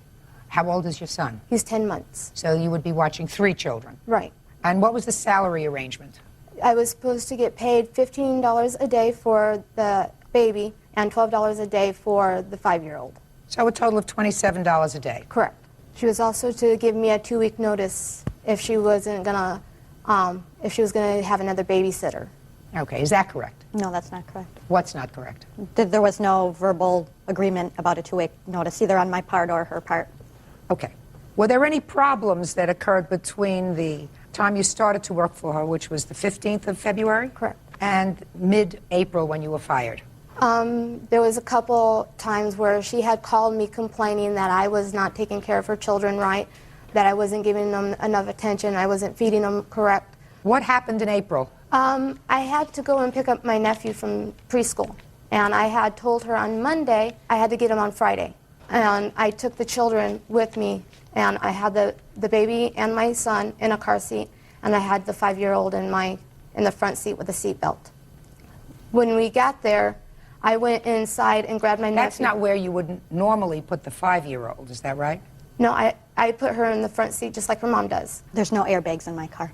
Go ahead. When I got to the preschool, my son was sleeping, and the night before I had taken him to the emergency room. And I didn't get home until midnight, and my son did not sleep the rest of the night. So since he was sleeping, I didn't want to disturb him because it was the first time he had gotten to sleep. I knew I just had to go into the door, grab my nephew, and come right back out. So I didn't see any harm in leaving the 5-year-old with the 2 children, since he was sleeping, running in and coming right back. I was gone maybe 1 to 2 minutes. That was it. Actually, the night before, when I went to the emergency room, I had asked her to if she could find somebody else to watch her children because my son was so sick. She told me she would try to get her aunt. Just a minute. We're going back. You left the 3 children in the car. Correct. And I assume you locked the car. Yes. Where do you live? Kingman, Arizona. What was the temperature in April? It was probably like 80, 85 at the time. Did you leave the car on or off? I left it off with the windows rolled down. With the windows rolled down? The windows were up. Just a second. So anybody could have come in the car in that minute or two? There were people outside, and I had asked one of the teachers to watch the car. How old was your nephew that you were picking up? 4. Where did you put your nephew in the car? In the back seat. Strapped in? Yes. Why didn't you put her 5-year-old there? Because I let her be in the front seat so she could see everything, and I figured since I was watching her... She can't see a thing. She's 5 years old. She can't see over that. All she's looking at is the dashboard. My nephew likes to be in the back seat with his cousin. That's why I put him back there. I always put him back there. Have you picked your nephew up from school before with the children? Yes. With or without her permission? With. Is that right? Before, not this time. Yes, this time was without my permission. I told her not to leave. Okay. That's not true. Okay. What time did you get home with the children? Noon. Go ahead. When I got back to the house, my son had gotten a higher temperature. I called Chastity at work to find out about, calling her aunt to be there. She told me that she couldn't call because she was too busy, that when her husband got home that I could have him call the aunt to see if the aunt could come. When he did come home, probably about 10 minutes after I called her, when he got out of the car, he started cussing, saying that he shouldn't have even came home. So what did you do? He told me to go ahead and leave. When I returned home, after being at the doctor's all day, my girlfriend was there because she comes over every day from when her husband works. When she called my girlfriend, she started cussing and saying I was a bad mother, that I was neglectful, and that I shouldn't have been able to babysit her children. Did she speak to you? I called her back. She told me that I neglected the children, that she was going to file a police report on me if I filed a small claims on her. She said that I shouldn't be allowed to watch children because I was unstable. Then she told me that she didn't want me to watch her kids again, and I told her fine. Had you been paid for that week? No, she did not pay me for that week. And how many hours did you work that week? I worked Monday, Tuesday, Wednesday, and Thursday. You didn't work Thursday? Half day. Not even a half day. $27 a day? Correct. $81 for the 3 days?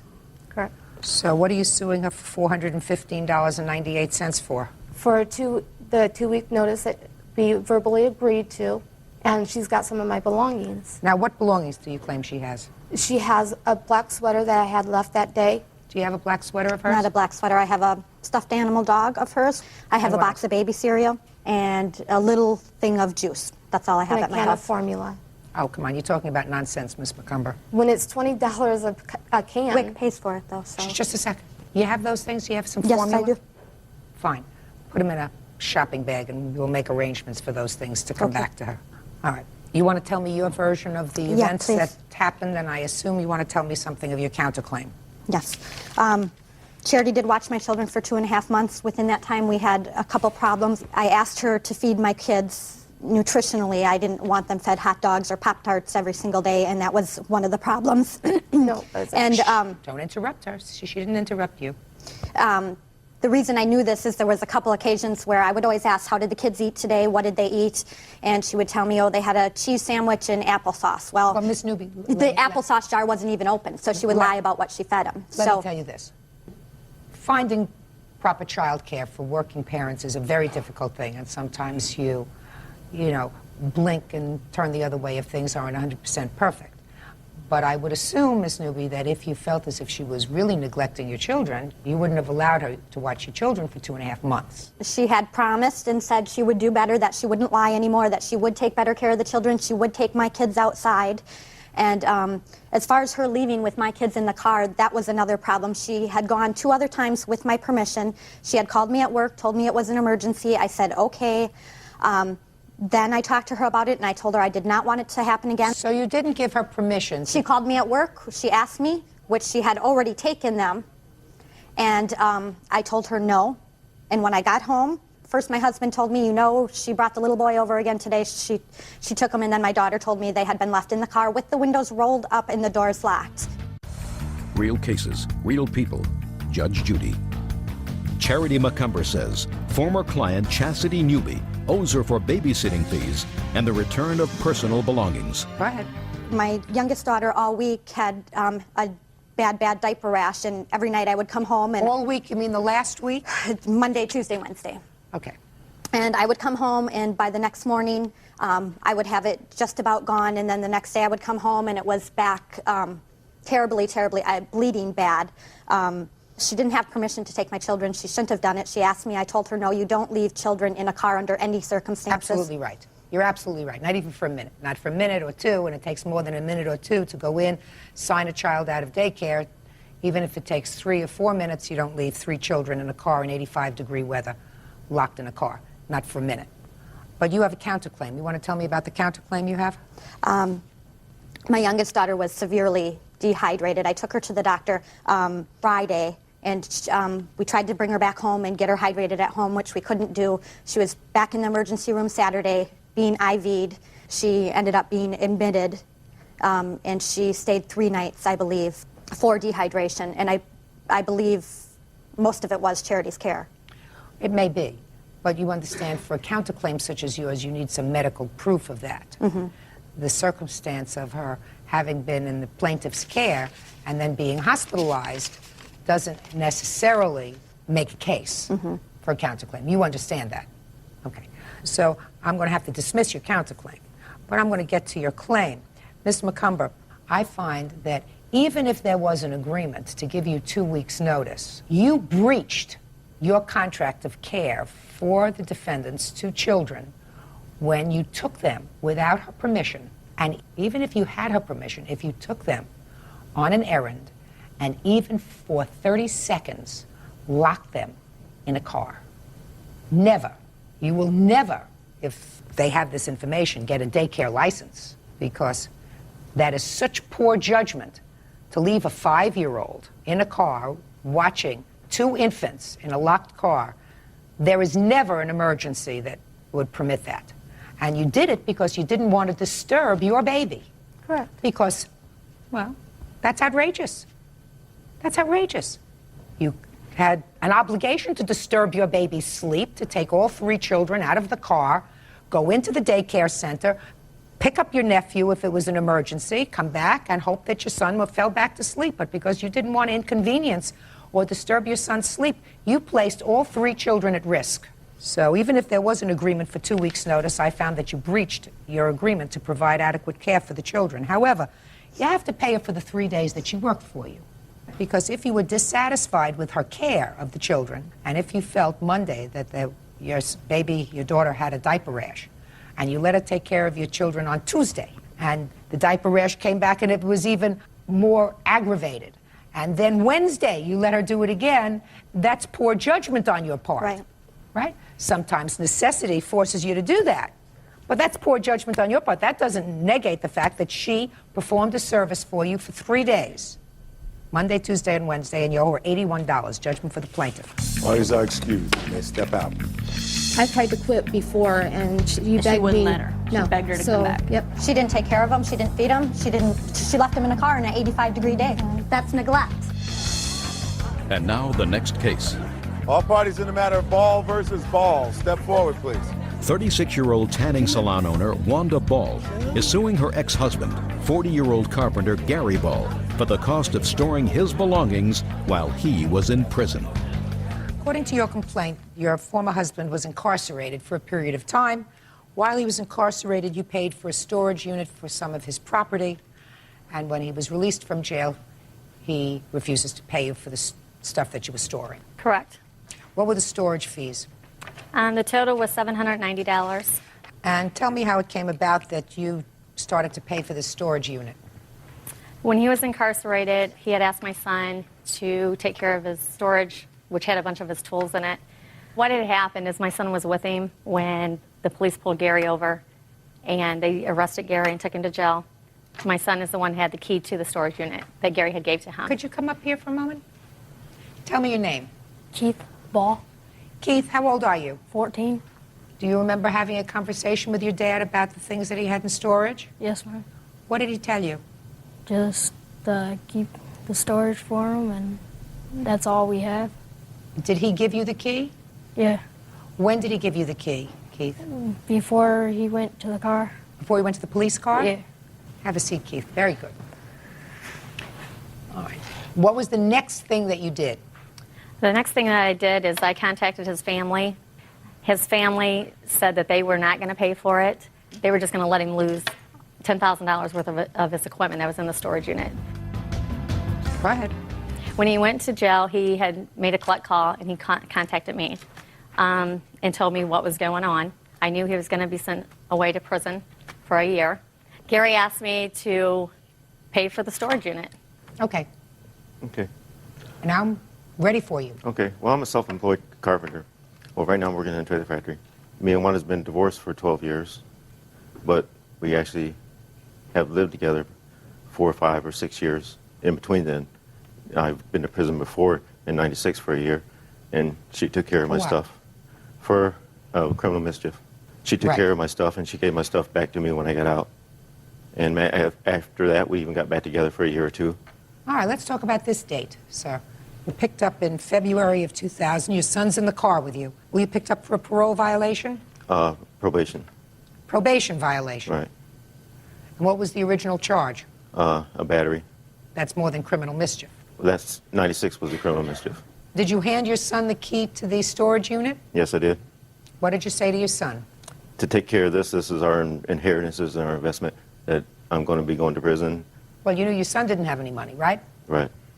So you expected the plaintiff to pay for the storage unit. Actually, we had talked on the phone, and we talked about selling this stuff. Yes.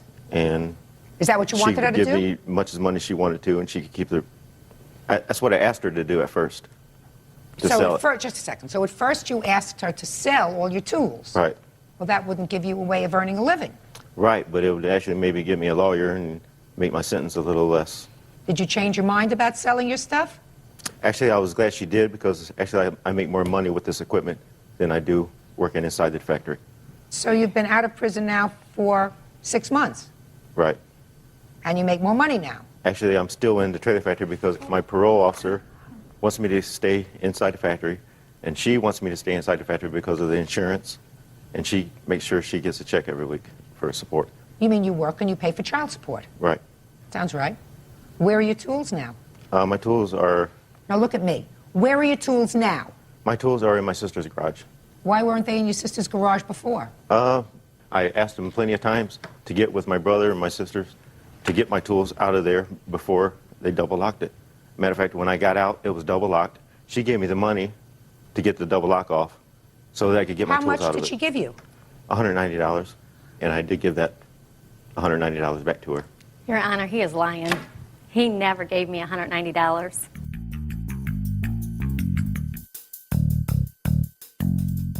All right, Mr. Ball, one must only assume that you paid for the storage unit because your sister's garage was not available at the time. Otherwise, somebody who's earning a moderate amount of money doesn't pay for a storage unit. So you intended to keep your stuff in the storage unit and use it as necessary. Is that a fair statement? Right. And the fact that you went to jail and she was very nice and paid for the storage unit for you while you were in jail because at 8 cents an hour you weren't going to be able to pay for it yourself, why should she be stuck behind the 8 ball for $790? Well, actually, she really took care of something that's going to help her out with. I do maintenance on her salons. I do maintenance on her rental properties. Charge her. Well, He does that's not. what Shh, just a minute. Charge her. That's what will happen. Charge her. If she thinks your prices are too steep, she'll get somebody else to do it. Right. Very nice. Judgment for the plaintiff and the amount. Brodzik versus Phillips. Parties have been sworn in, Judge. You may be seated. Ma'am, have a seat. Ms. Brodzik, it is your claim that the defendant destroyed some of your property. This was while you were on a vacation together in St. Thomas. He was there for a friend's wedding. Want to tell me what happened, please? We arrived on a Tuesday morning. Everything seemed to be going fine. It was his friend's wedding that was taking yes, it place was. there? I'd met his friend before, prior to this. And Were you dating each other at the time? yes. Okay, go ahead. And then Brad is not supposed to drink, and as soon as he started drinking later on that evening at dinner, he became quite belligerent. And he started, dancing with other women at the bar, and then he started to pick a fight with a man that engaged me in conversation. And then after that, we went back to the hotel, and he passed out. Next morning, same scenario, drinking again, belligerent. None of this is true. Really belligerent. And at one point in the evening, he told me he was going to leave and go with the waitress, and said he couldn't believe that all his friends were saying, why was he there with me? And at that point, I thought he was kidding, until the waitress came up to me and said, are you with him? And at that point, I just knew I had to get away. So I went to the bar at the total opposite side of the place. I was talking to a gentleman. He was going to help me, get my stuff out of the room. Brad saw this conversation. You mean this gentleman? Yes. Had you met this I met man him before? there, yeah. I met him that day. Okay, so you just met him? Yes. Go ahead. Brad saw this conversation, and he threw a drink at me. He pushed me over a beach railing. He pushed me several times and started screaming, told me he was going to kill me, he was going to threaten my life. At that point, I called the hotel because I had both room keys in my possession. I said, please don't let him in the room. I just want to get back there, get my things, and leave. Did he leave at that point? His friends assured me that they would keep him with them so I could go back safely and get my things. Go ahead. And then I arrived at the hotel. The security officer said that the gentleman that's staying in the room had been there 5 minutes prior. As I walked up to the door, he was coming up from the beach, completely soaking wet. And I said, where's my stuff? He said, it's gone. It's gone. I got rid of it. I destroyed it. You don't have anything. And I went into the hotel room, and I just had an empty suitcase. Actually, when I walked in, these are my glasses. They were destroyed, and they were right when I walked into the room, as well as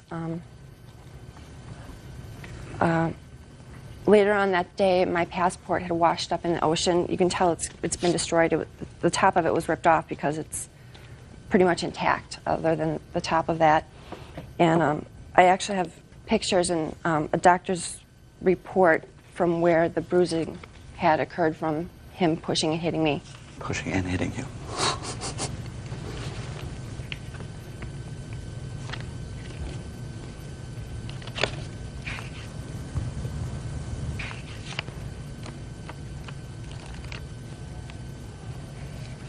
This was in the water? Yes. Or it was on the beach. It was returned to me from the security office at the hotel. It's on the beach. It clearly wasn't in the water. Can I see a list of the items that were destroyed, please? Yes, ma'am.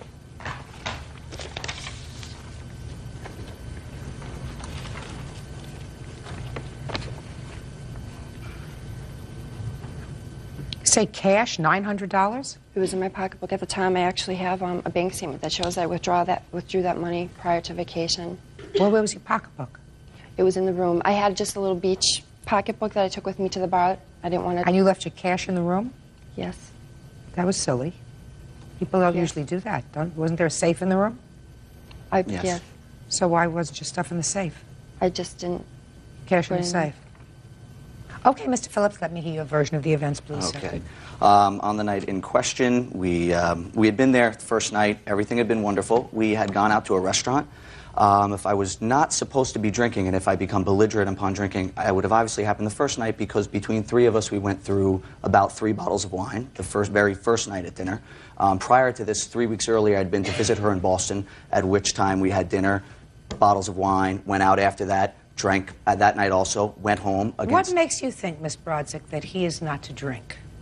He told me he had been in rehab in January, and he's not supposed to drink due to custodial rights and some agreement that he has with his parents. What kind of rehab was he in?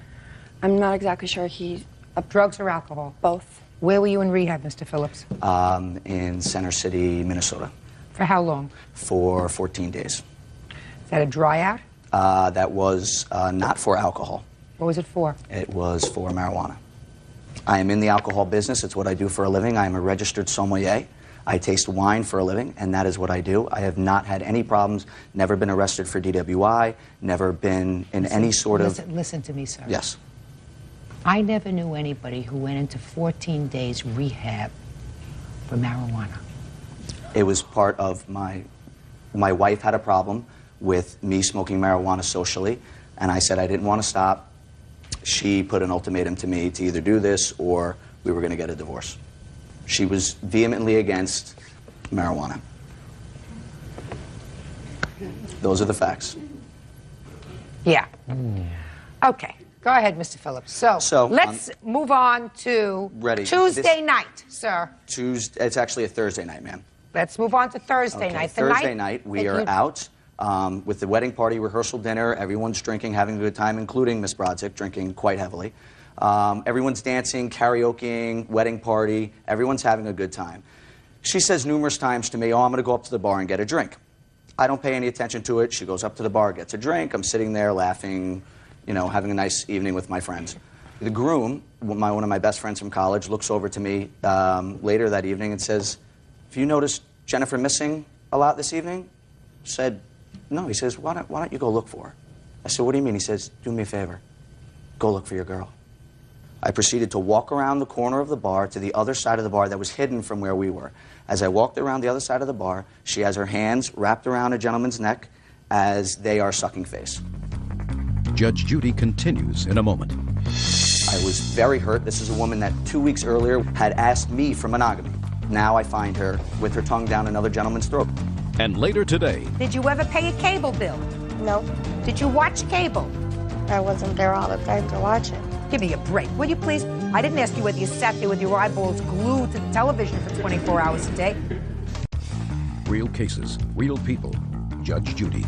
Jennifer Brodzik says ex-boyfriend Bradley Phillips owes for destroying her belongings in a fit of jealous rage. Bradley says he caught Jennifer kissing another man. Go ahead. I then go over, pull the two of them apart, start screaming at her. Without question, I had lost my temper. I was humiliated. I was very hurt. This is a woman that 2 weeks earlier, when I had been in Boston, had asked me for monogamy. Now I find her with her tongue down another gentleman's throat, which was his quote, as a matter of fact, when he was asked by the groom what happened.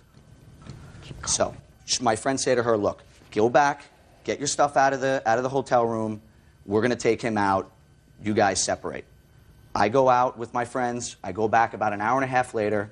I get back there. She still hasn't been in the room, hasn't taken any of her stuff out. I proceed to take her stuff in one swoop of my hands, where I had rented a villa on the beach, walked down and threw her items in the ocean. So? Overreaction to disturbing and tactless behavior by her. No question. However, I took on an all... What was left in the room that belonged to her, sir? I guess the suitcase. I just reached into the suitcase, grabbed all the stuff, walked down and threw it in the ocean. Did you take her passport? No, I never touched her passport, ma'am. Did not rip the cover of her passport any way, shape, or form. Everything was in... I just reached in the suitcase, scooped everything up, and threw it in the ocean. What about the cash? Have no idea. Never even saw a wallet. There was a bag there, but I just... What do you mean a bag? There was her Louis Vuitton handbag. Was part of it. Was part of what you was part of everything that I grabbed, yes. Okay. And I would also like to show you the amount for this ruined vacation, which had been going along fine. If she was unhappy with what had been going on the night before, I'm sure she would have been able to communicate that with me. She could have gotten on the plane the next day. To have disgusting behavior at which, in front of one's friends at a wonderful wedding, to end up in a bar kissing another gentleman with all of my friends there and me. This is a woman who pursued me for 18 months on the phone, calling me, telling me that I ruined her life because she couldn't find another man because she was so in love with me. To then taking her away on this beautiful trip, $2,500 vacation, on the second night we're there, I catch her making out with some guy in the bar. I was furious, humiliated, and angry. I overreacted, but nevertheless, it was a reaction to her behavior. Okay. Good. Judgment for the plaintiff in the amount of $3,000. Thank you. Thank you. Parties are excused. You may step out. Brad is a raging alcoholic with a violent temper. She's ready to run around with any guy in a bar who's willing to play tonsil hockey. This was completely after he said he was leaving with the waitress. She is nothing but a tramp. And now the next case. All parties in the matter of Brennan versus Brennan. Step forward, please. 20-year-old homemaker Amanda Brennan is suing her aunt, Elizabeth Brennan, for unpaid utility bills. Miss Brennan, how is the defendant related to you? She's my aunt. According to your complaint, she owes you for some utility bills that were put in your name, but for her home. Yes, ma'am. Because of some credit problem that she allegedly has. Yes, ma'am. Your aunt says that you actually lived there rent-free. She paid the rent and you paid for the utilities. Is that your defense? Did you, in fact, live with your aunt at any time? No. You did not? No, I did not live with her. Did you stay with her at any time? I would stay with her here and there to help her out while she took her boyfriend to work, and I watched her son in the morning. When did you put the utilities in your name? The cable bill was put in my name in her home for 2/28/01. The PG and Energy was installed on 2/14/01, and it was disconnected at 11/2/01. The water was I'm not sure about that. Well, you must have gotten bills for it. No, it all went to her home. She got the bills. All right. So in February of 2001, tell me why you put the utilities in your name. Oh, well, at one point she was living in West Wyoming. At that time, I did live with her in West Wyoming. When was that? It was, I believe Was that in February?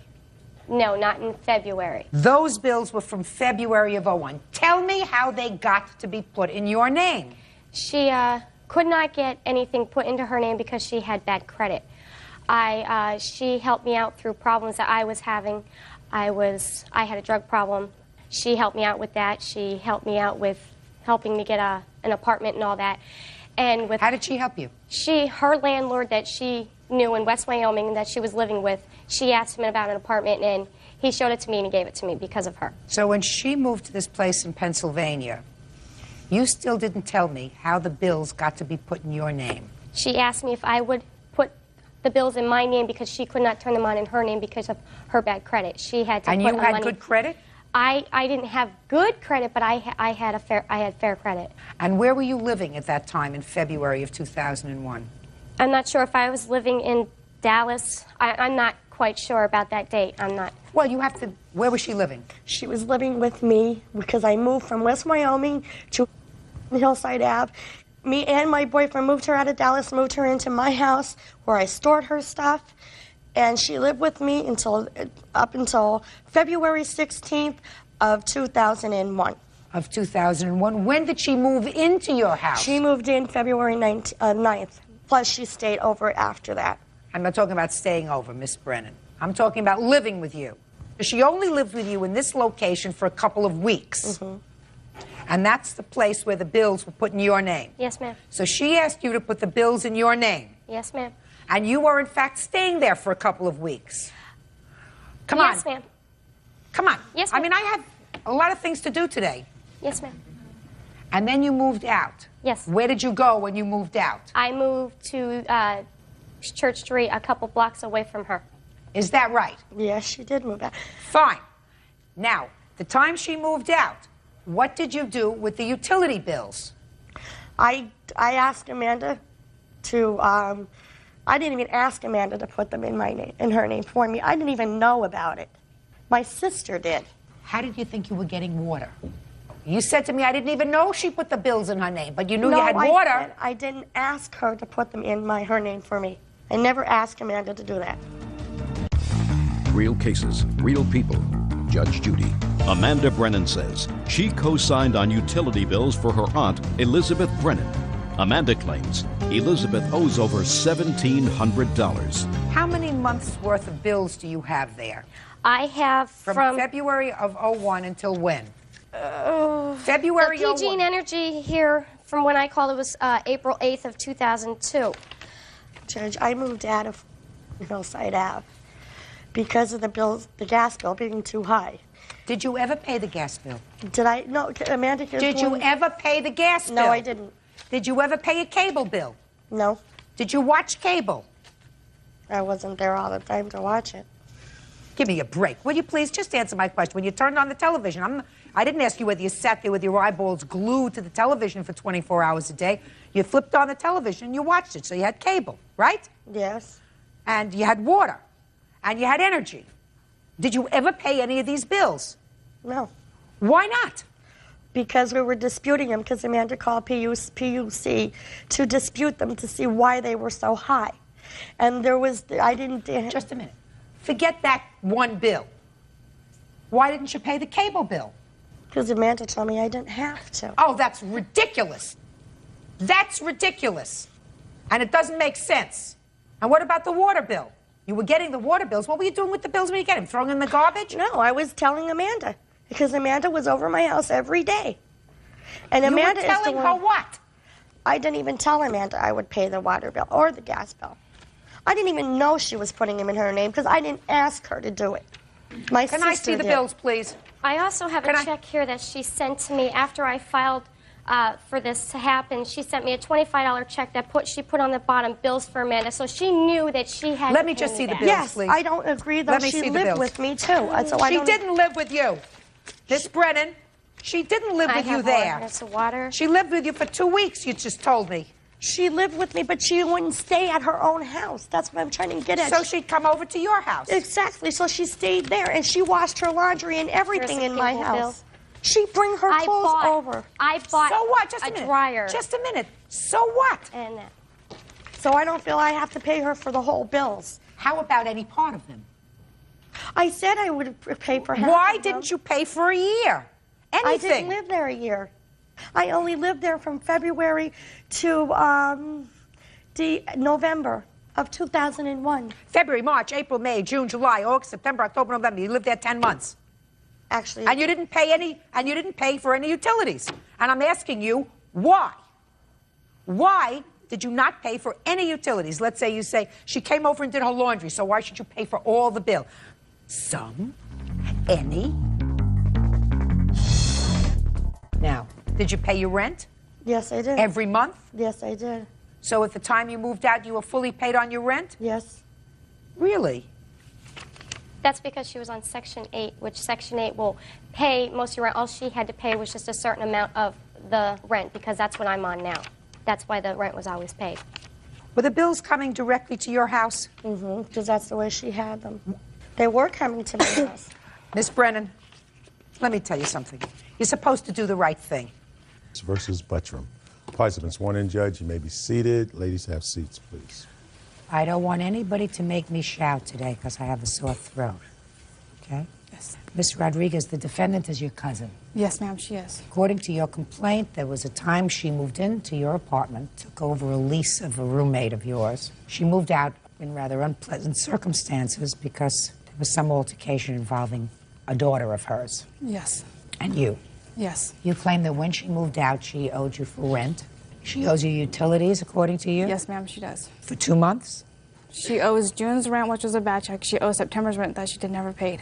How much was the rent? The rent was $1,000. She paid $500. I paid $500. Is that right? Yes, ma'am. Tell me about this bounce check in June, because up until June you had paid the rent. I bounced a check with the landlord in June, and he never got back to me until after I'd moved out that it had bounced. I knew it had bounced, but I was waiting for him to make what he wanted to be done with it. So that you owe her the money for June? Yes. Right? Right. Good. See, you make things easy. I'm so happy that you're not aggravating me. $500 you owe. Now, what about September's rent? When did you move out in September? I moved out the first week in September. Is that right?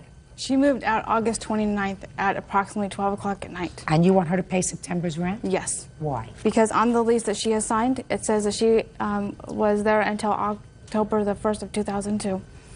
Well, that's an interesting issue, because there was an incident involving her daughter. Right.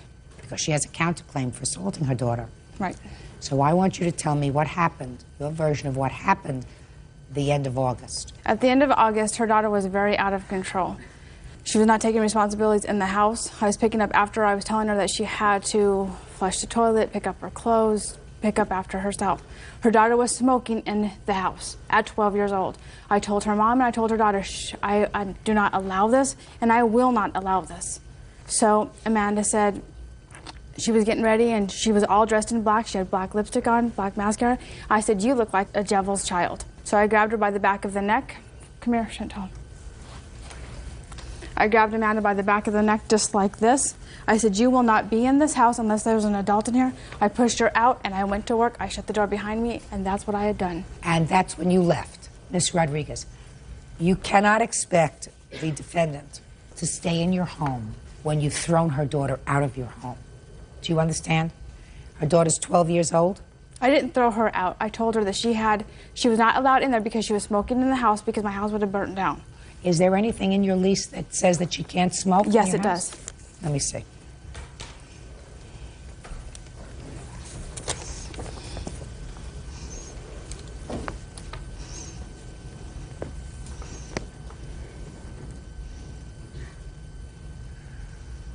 Okay. Did anyone else smoke in the house other than her daughter? Stacy smoked, but she smoked outside of the house, so no. Now, go ahead. On this piece of paper right here, when we moved out, you give 30-day notice, they give you a letter. Well, in the letter where her daughter Amanda was in the small bedroom, there is smoke damage to the windowsill in the house and on the floor in the bedroom. But that's not why you threw her out on that day at the end of August. You threw her out because she was wearing black lipstick, a black No, hat. I threw her out because she got very verbally with me, and she wasn't... She's not responsible for September's rent, madam. You threw her daughter out of the house. She can't be expected to remain in the house while her daughter's out of the house. The only other thing we have to address are the utility bills. What was your arrangement with her with regard to The utilities? utilities were to pay half of everything. Okay, what about the utility bills? I paid utilities up until, I think it was May, when we both bought cars. And we decided to get insurance together because it would be cheaper. And they were going to take it directly out of my checking account because Mary Beth did not have a checking account. Mary Beth, pay attention. Don't play with your papers. She's telling me why she didn't pay the utilities after May. When they were supposed to take $320 out of my account for our insurance, and they ended up taking $520 out. She said, just pay it, and I will take it out of your payment for the utilities. Does that sound familiar? I told her for May's, not to worry about May's, that I would pay May's utilities, and I did. Stacy only paid me $200. She owes me $718. This is the cable bill, the public service bill, the phone bill, and Does the that water include bill. September? Yes. Well, take September off. Okay. Take May off. Okay. Right? $534.37. How much were the utilities a month, madam? Utilities ran between $30 to $50 for the water bill, $70 to $100 for the phone bill, and between $100 to $50 So for is what public you're service. doing when you come up with $534 taking the high end or the low end? The high end. Okay.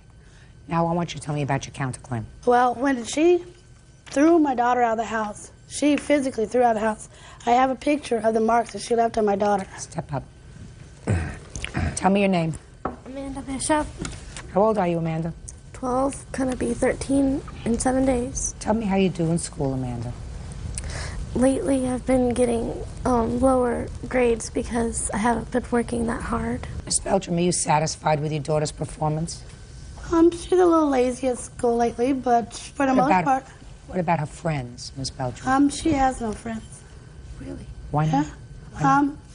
She's just at that stage in her life where she's exploring, you know, she's become a teenager and she's... What about her smoking, Miss Beltram? She was smoking in the house, and when I found out she was smoking in the house, I dealt with it.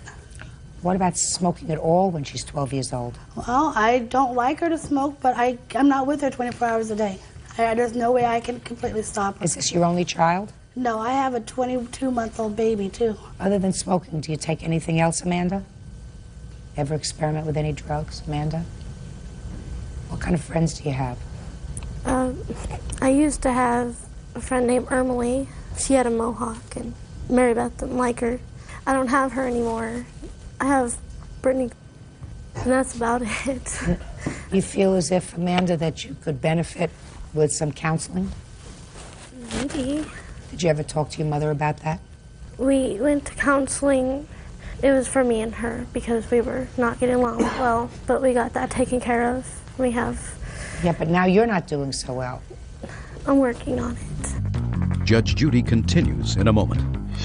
Her daughter had ran away. Stacy literally had taken her daughter and literally threw this little girl on the floor. And later today, Maybe he's not as smart as all your other friends. When he pays Mark's very $220 smart, for 4 tickets, he thinks that he's going to at least get to hear a song, right? And he got to hear nothing. real cases, real people. Judge Judy. Mary Beth Rodriguez says her cousin, Stacy Buttram, owes for rent, utility bills, and for the return of her daughter's videos. Stacy says Mary Beth physically threw her daughter out of the house. I'm talking about the other little things that may be bothering you. Who are you working that out with? My grandma. I talk to my grandma a lot. We're really close. She live close by? Mm-hmm. In walking distance. So you go over there and talk to her? Almost every day. Good. That's a good anchor. You help your mom take care of the baby? Mm-hmm. Change diapers, baby baths, that kind of stuff. Your mom says no? Sometimes, not 24/7. Your mom approve of the way you dress? I don't dress. Hmm? It's only clothes. She's a teenager. She's going to go through this stage. It's a stage.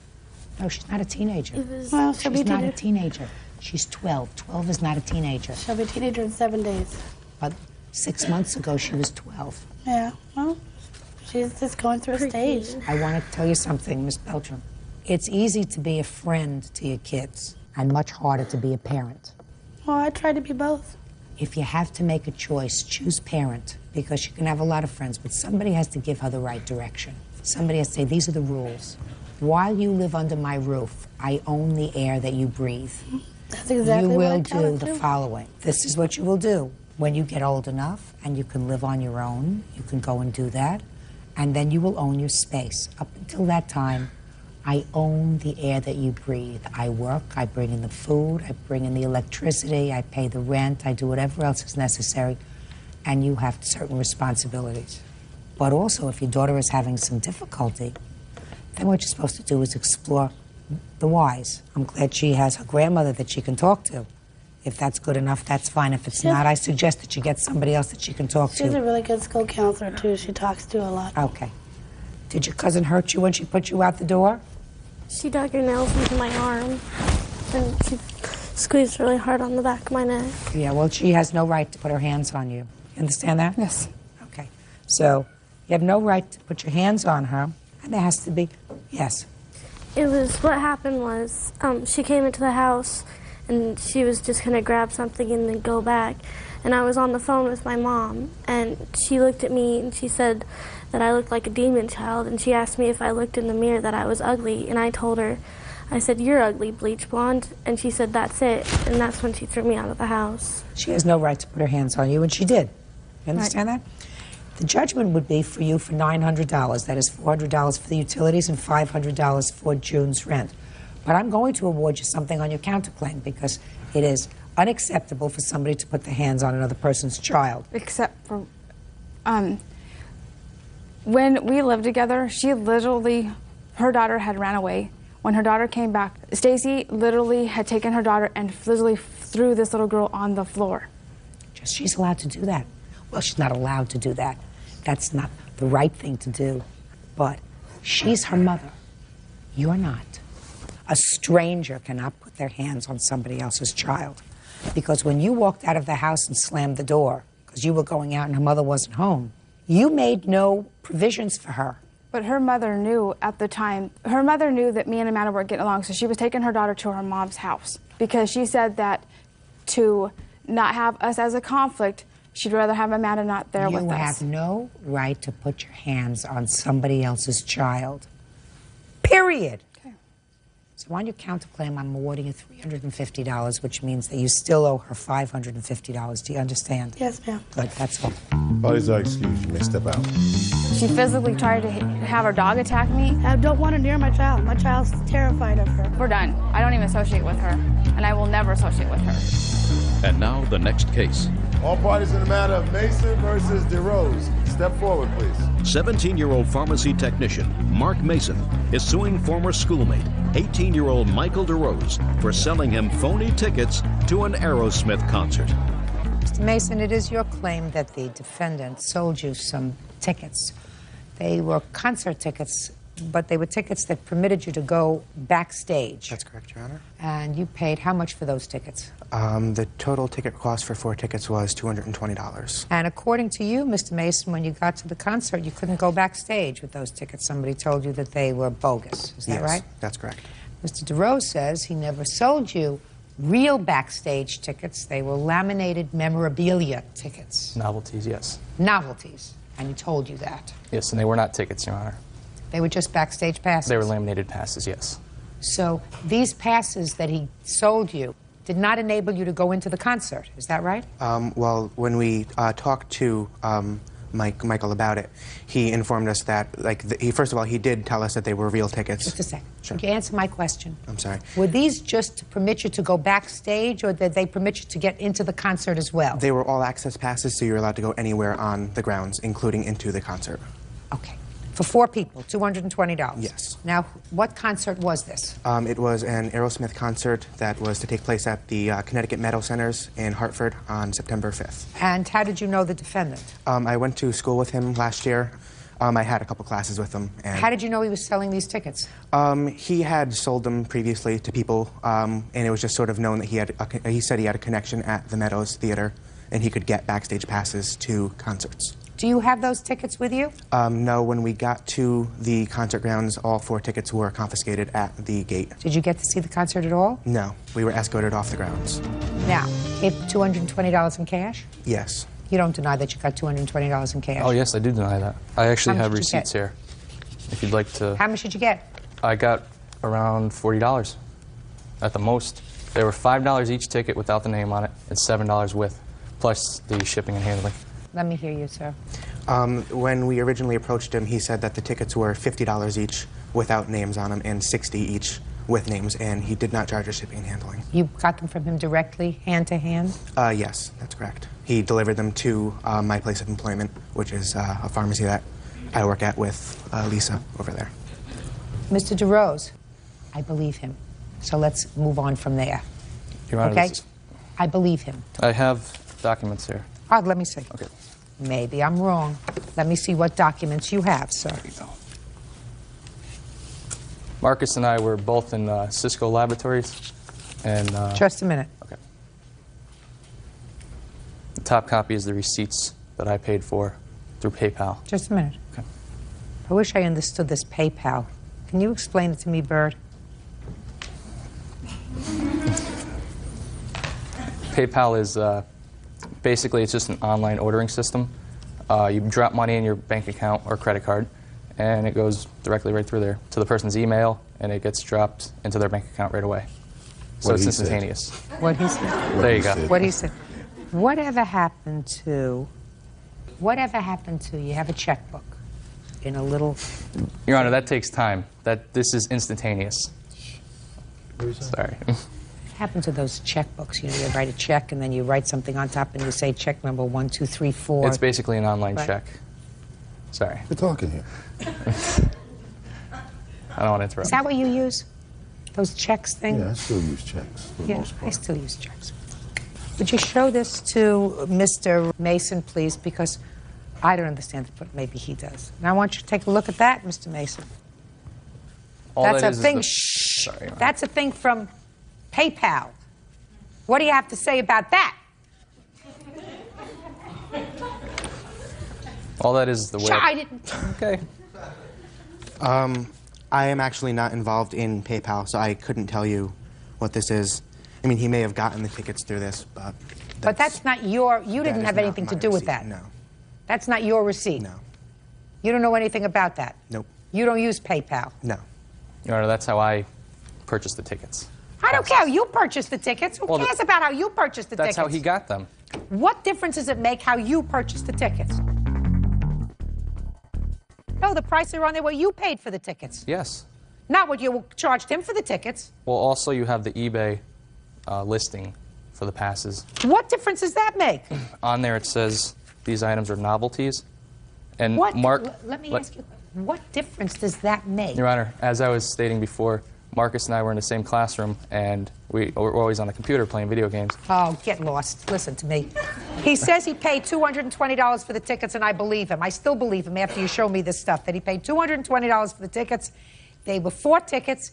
He was supposed to go to a concert. He got to the concert. They confiscated his 4 tickets because they said they were bogus. No, they were passes. They were not tickets. That was clearly stated, and everyone that Marcus talked to that actually got into backstage concerts with them knew that they needed tickets. I don't care what anybody else knows. He never Old had Marcus tickets. over here, maybe he's not as smart as all your other friends. When he pays Mark's $220 very smart, actually. for 4 tickets, he thinks that he's going to at least get to hear a song. Right? And he got to hear nothing. Your Honor, Judgment he for the never- plaintiff he and the never amount of... Number 592 on the calendar in the matter of White versus Hensley. Parties have been sworn in. Judge, you may be seated. Ma'am, have a seat, please. Mr. and Mrs. White, Mr. Hensley is whose stepfather? Mine. Yours. According to your complaint, your stepfather and mother were living in Alaska, and your stepfather was looking for work in the state where you live, which is, I believe, Oregon? Yep. So he asked if he could come and stay with you. The agreement was that once he started to work, and I assume brought your mother to Oregon, that he would start paying you rent. And he found work at some point. You loaned him some money to go back to Alaska to get his tools and some other things. Came back, that job didn't last very long, but then he stayed with you for 6 months and paid no rent. So you are suing him for rent for the 6 or so months that he lived with you, and for the plane ticket, because according to your complaint, at this point, he is divorcing your mother. Mr. Hensley says that there was never an agreement for rent. He stayed there because you were family, and in addition, you kept some of his property, and he is counterclaiming. Is that right, sir? Yes, ma'am. Who is this lady? This is my ex-wife from 27 years ago. Why is she here? Mark called her and told her on the 30th of December that he was going to bury me, and he had thousands of dollars to do it with. Okay. Okay. Mr. White, I'd like you to tell me when your stepfather came to Oregon to stay with you. Middle of November. Tell me what the conversation was that you had with him from Alaska that precipitated his coming to Oregon. It was just with my mother. She, he needed work, and they were down, and so she suggested he come down here and look for work. When did you have a conversation about rent? Well, when he first come down, it was, and that's, he suggested, and my mother suggested, hey, once we get on our feet, we'll pay you back for everything. I want to hear that. I want to hear the specific terms of the contract that you recall specifically, Mr. White, while you're testifying under oath. Do we understand each other? The specific terms of the contract were... And exactly when they happened and what the conversation was, not your synopsis. Well, I Do you lose understand? there because I can't tell you exactly when it happened. I mean, we well, had that's these unfortunate, conversations. sir. Oh, Yeah. that's unfortunate that you can't tell me when it transpired. Because if one is seeking to enforce an oral contract, it's your obligation to be able to tell me when the contract was made, what the words were that made the contract. Do you understand? Mm-hmm. Yeah, well, when he first got down here, he made the point that, hey, once we get going here, we'll pay you back. We'll make this right. If we have to sell the house up there to do it, we'll do it. I mean, but, we didn't sit down and have a 1 hour Well, you contract. tell me, Mr. White, when you allege that you had a conversation with Mr. Hensley regarding the specific amount of rent he was to pay. We didn't. It was he would just pay us back for everything we put out for him. So where did you get the amount of $200 a month? It's just taking a general amount of what it cost us to have him, and so we did it over a 5-month period, even though we paid for things for 14 months. Mr. White, I'm sorry. I can't enforce that kind of a verbal contract. So now I'll hear about the plane ticket. Well, we bought him 2 plane tickets. You know, his original ticket to come down, and then a ticket to go back up in December because he had to get all his tools to come down and work. What was the specific amount of the plane ticket that you sent him to come down? One was $745 and the other was $230. Now, the one $230 was the one-way ticket for him to come from The Alaska to original here. down. And how did you purchase that ticket? On a credit card? Credit card. Who asked you to purchase that ticket? He did. Is that right, sir? No, ma'am. Who asked you? His mother. And where were you? I was probably out in the shop working when all this took place. I had a shop next to the house in Alaska. Where did you think that the $230 came from to purchase that airline ticket? I had found out that he paid for it. When you came down to Oregon, did you say to Mr. White, I'm going to pay you back for it? No, ma'am. On September 11th, during the big bombing, Mark and Diane and their children were visiting us in Alaska, and they shut the airports down, and they couldn't fly out the next day, so they borrowed our Bronco and brought it down. And this ticket was purchased by them so I could come down and take the Bronco back to Alaska. Did you have his car? No, I took my mother's Bronco. Whether it was your mother's Bronco or his Bronco, you took their car I brought it down with the stipulation I was trying to sell it for her. Why didn't they sell it there? There's no market up in Alaska. It's dead up there. I couldn't even sell it down here. I mean, this is not a nice Bronco. It's a 1988 Well, why did Bronco. you drive it down? Because we had to get down. There was no other way to get down. You had to get down because of the September Yes. 11th crisis. Yeah, there's not a rental car to be found north of L.A. And what about the $745 to go back and get your tools, sir? I had been offered a job, and Mark offered to pay for the plane ticket. Well, how did he know about your need for the plane ticket unless you came to ask him, Mr. Hensley? This is not going to be all one-sided, sir. I want to explain that to you. No, ma'am. Okay? Okay. I don't like people who act like pigs. Judge Judy continues in a moment. She was having a drinking problem that I'd been working with for years, and it just came to a head finally. You didn't find somebody else, did you? Yes, ma'am. Let's just be honest there. And later today, my sister assaulted me, and she left me in the streets of Oregon to defend for myself. But why are you wreaking havoc with your family? real cases, real people. Judge Judy. Mark and Diane White claim that Mark's stepdad, James Hensley, owes for a loan to move and for unpaid rent. James says the couple offered their financial help. Why should he make you that kind of a gift, Mr. Hensley? Because he's a nice person. And what about you? I also am. You're not if you say that this $745 was a gift that you had no intention of repaying once you started to work, sir. I had intentions of paying it back. Yeah. Perfect. Then you're going to do just that. Pay him back for that plane ticket, $745. Now, what property do you say he has of yours? An Ingersoll Rand Can I one-inch see? drive Can ranch. I see? Please see the list that he's got here. My watch and ring. When did you decide that you were going to divorce Mr. White's mother? The first week in November of 2002. Why? She was having a drinking problem that I'd been working with for years, and it just came to a head finally. You didn't find somebody else, did you? Yes, ma'am. And let's just be honest there, okay? You have his tools? I don't have anything except for two W-2s. And this is the first, we heard of this first time 3 days ago. Men's diamond and gold wedding ring? You have that? Why would we have his wedding ring? I have no idea. Why would he take it off if he I was have no still idea. married? I have no idea where he would leave it.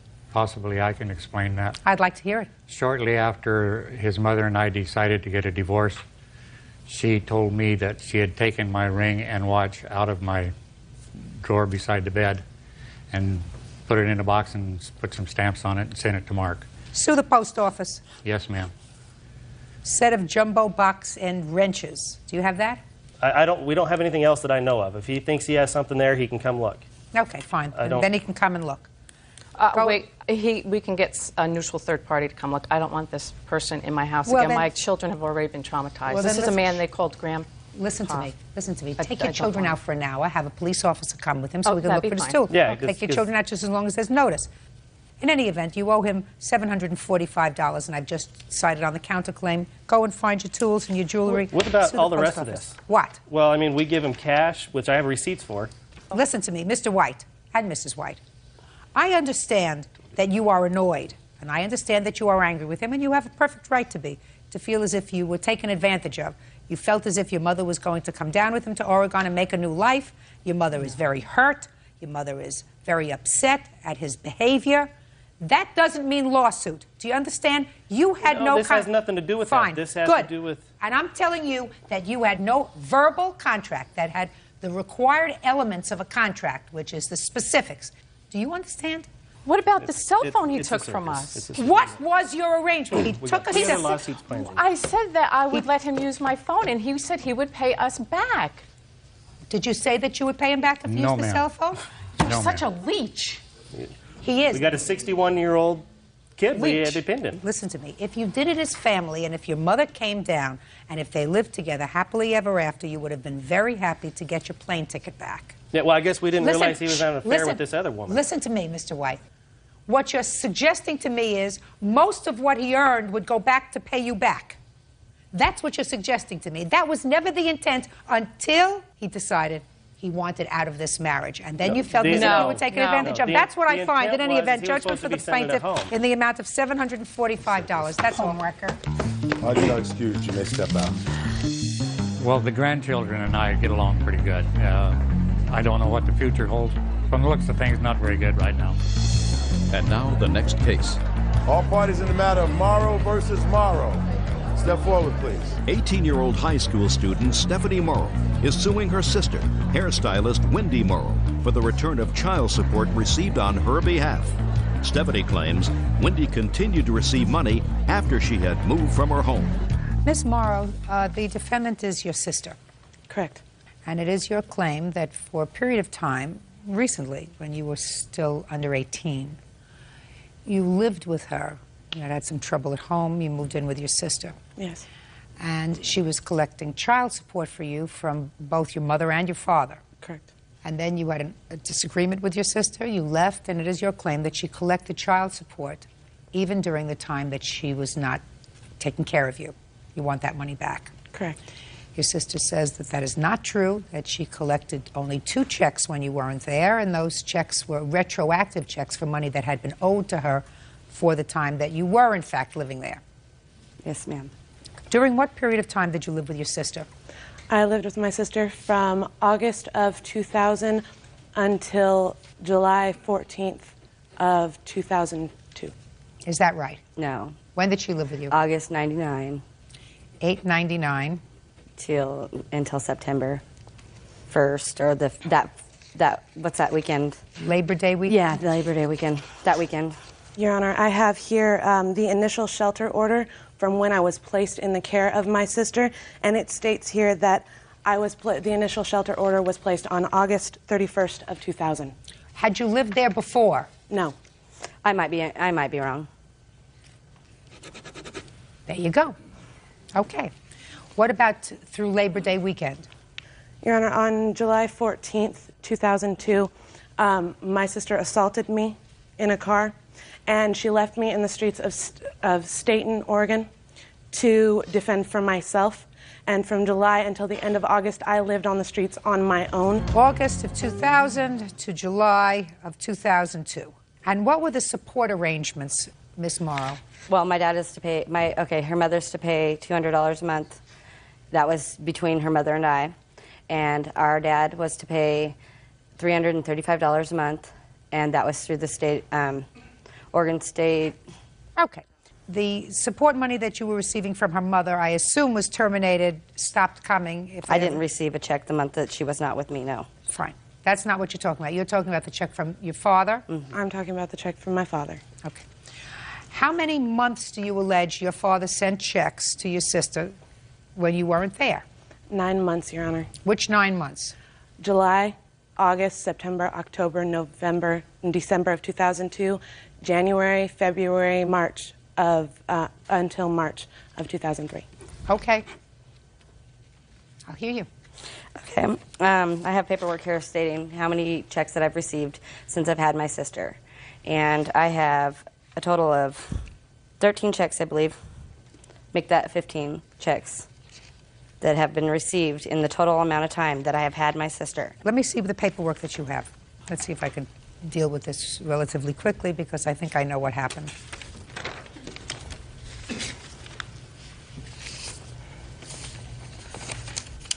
She was supposed to have received $6,700.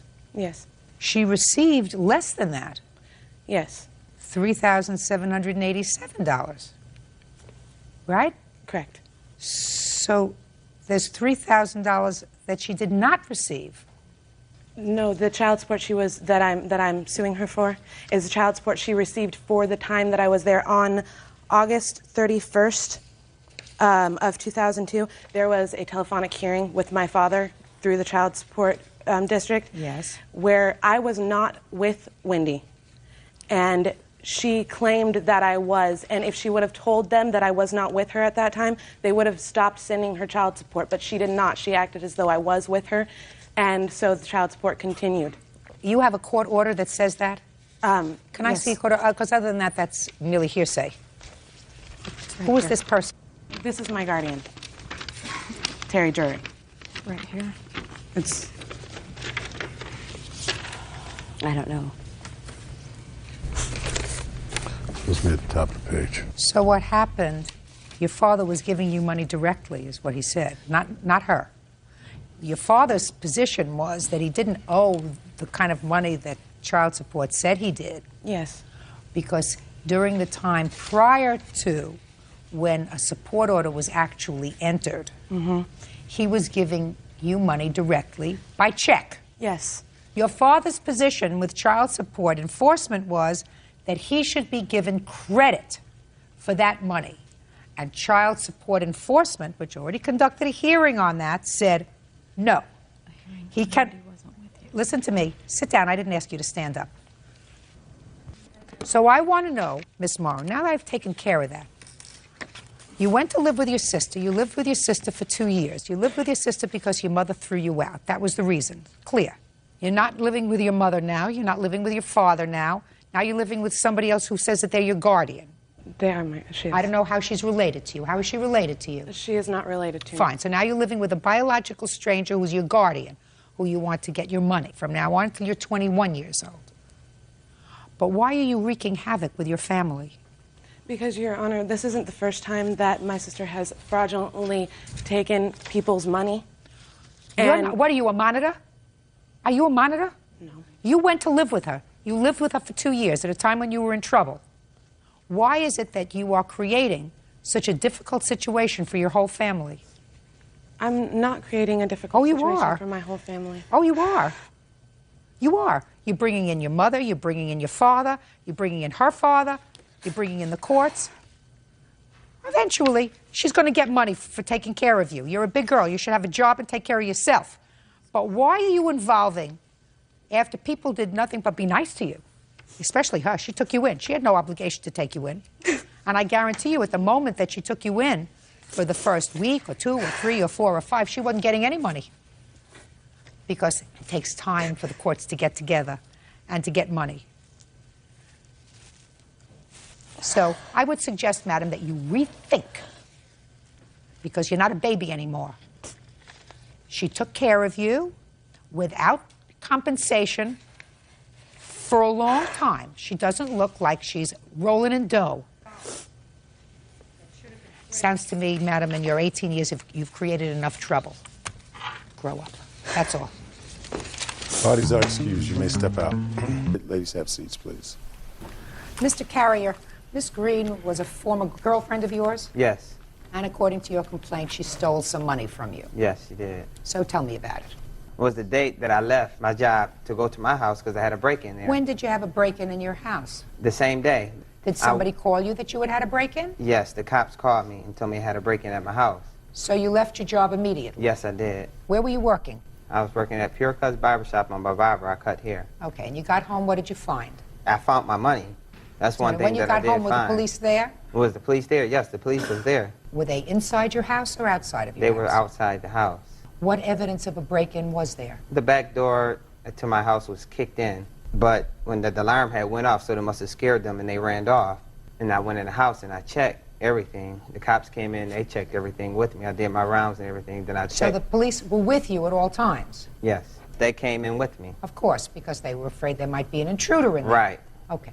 Now, at that point, you had some money in your house. Yes, I did. And where did you have the money in your house? I had the money under my mattress. How much money did you have? It was about $3,000. What do you mean about $3,000? $3,000, that's how much it was. Exactly. Exactly. And so you went to look there first, Yes. and the police were with you? Yes. Okay. And you showed them the money, and you said, no, the money wasn't taken. Right. Okay. So then what did you do? I I took the money from under there after I finished talking to the cops. I left, and I went to my mother's house to take the money there because I feel like it was a safe place for me to take my money.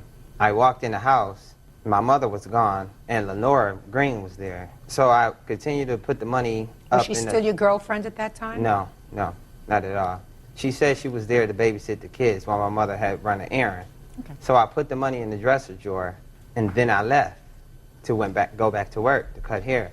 I stayed there for a little while, then I went back to my mother's house to see if she was there, and she was there.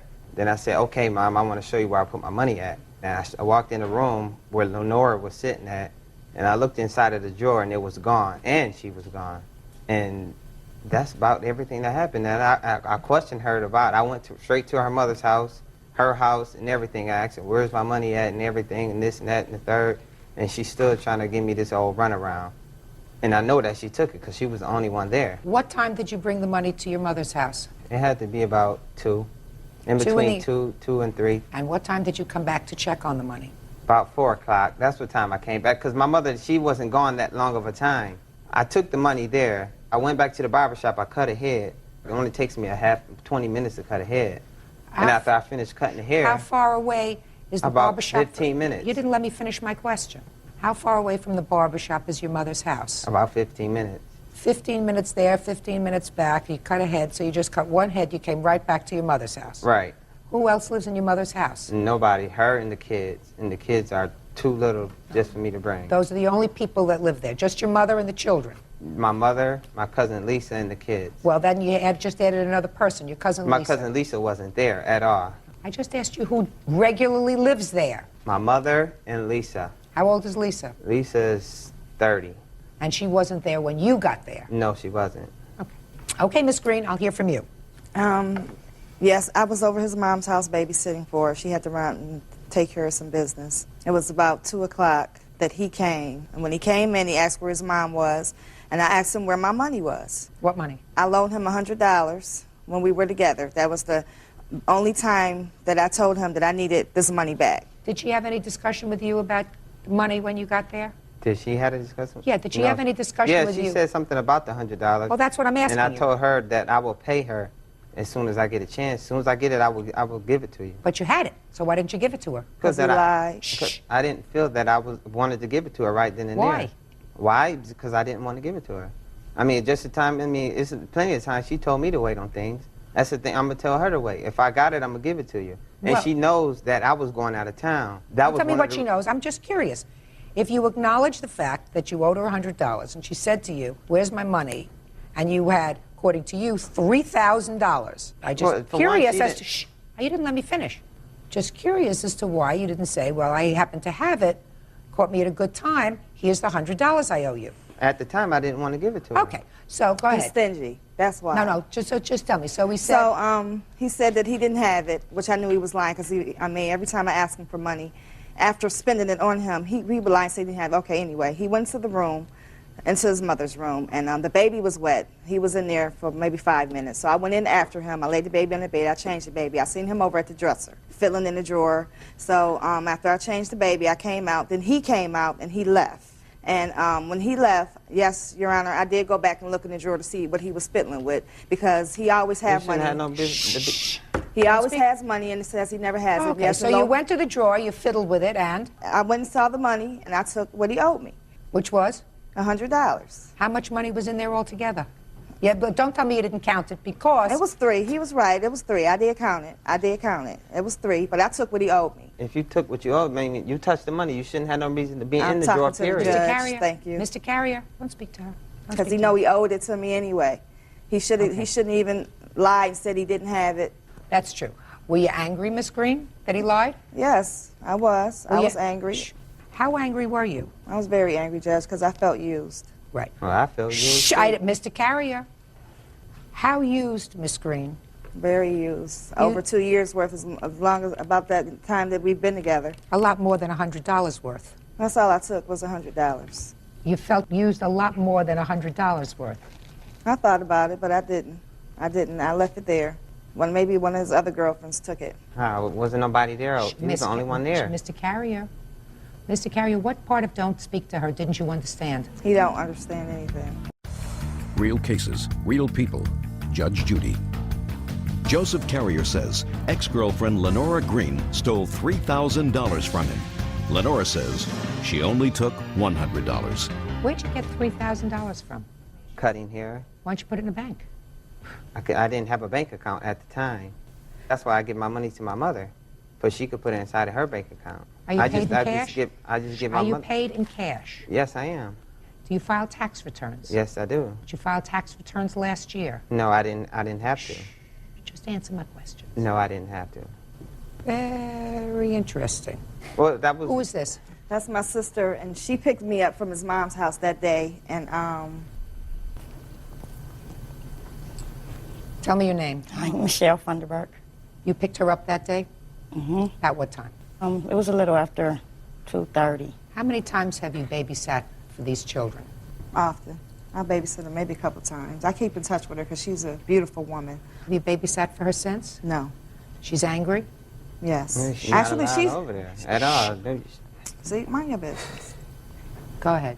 She's upset a little bit, but she always stays in the neutral corner, though. When your witness picked you up, did she pick you up because his mother had come home? Yes. And when his mother came home, did she come home alone? Yes. And that was at about 2:30? 2:33, between there. When you got there, Mr. Carrier, your mother was home. Yes. Were the babies asleep or awake? They was awake. I didn't ask you. Awake. Look at my eyes. Were the babies asleep or awake? Awake. When? She's not talking to you. They were awake, Your Honor. When she came home? Yes. So she was busy with the babies? Yes. And you owed her $100? Yes. Miss Green, beyond a reasonable doubt, and I assume that you reported this theft to the police, Mr. Carrier, is that right? Right. And the police ultimately told you that without definitive proof, they considered proof by beyond a reasonable doubt that you didn't have a claim against her, you didn't see her take the money. Is that right? Right. The burden of proof here is somewhat less. I have to be comfortable by a preponderance of the evidence, which is more evidence than not, that Miss Green actually took that money. So what is it? I'm speaking. So what is it that suggests to me that Miss Green actually took that money? Well, I have. I'm speaking. She's not talking to you. What? Okay, I'm quiet.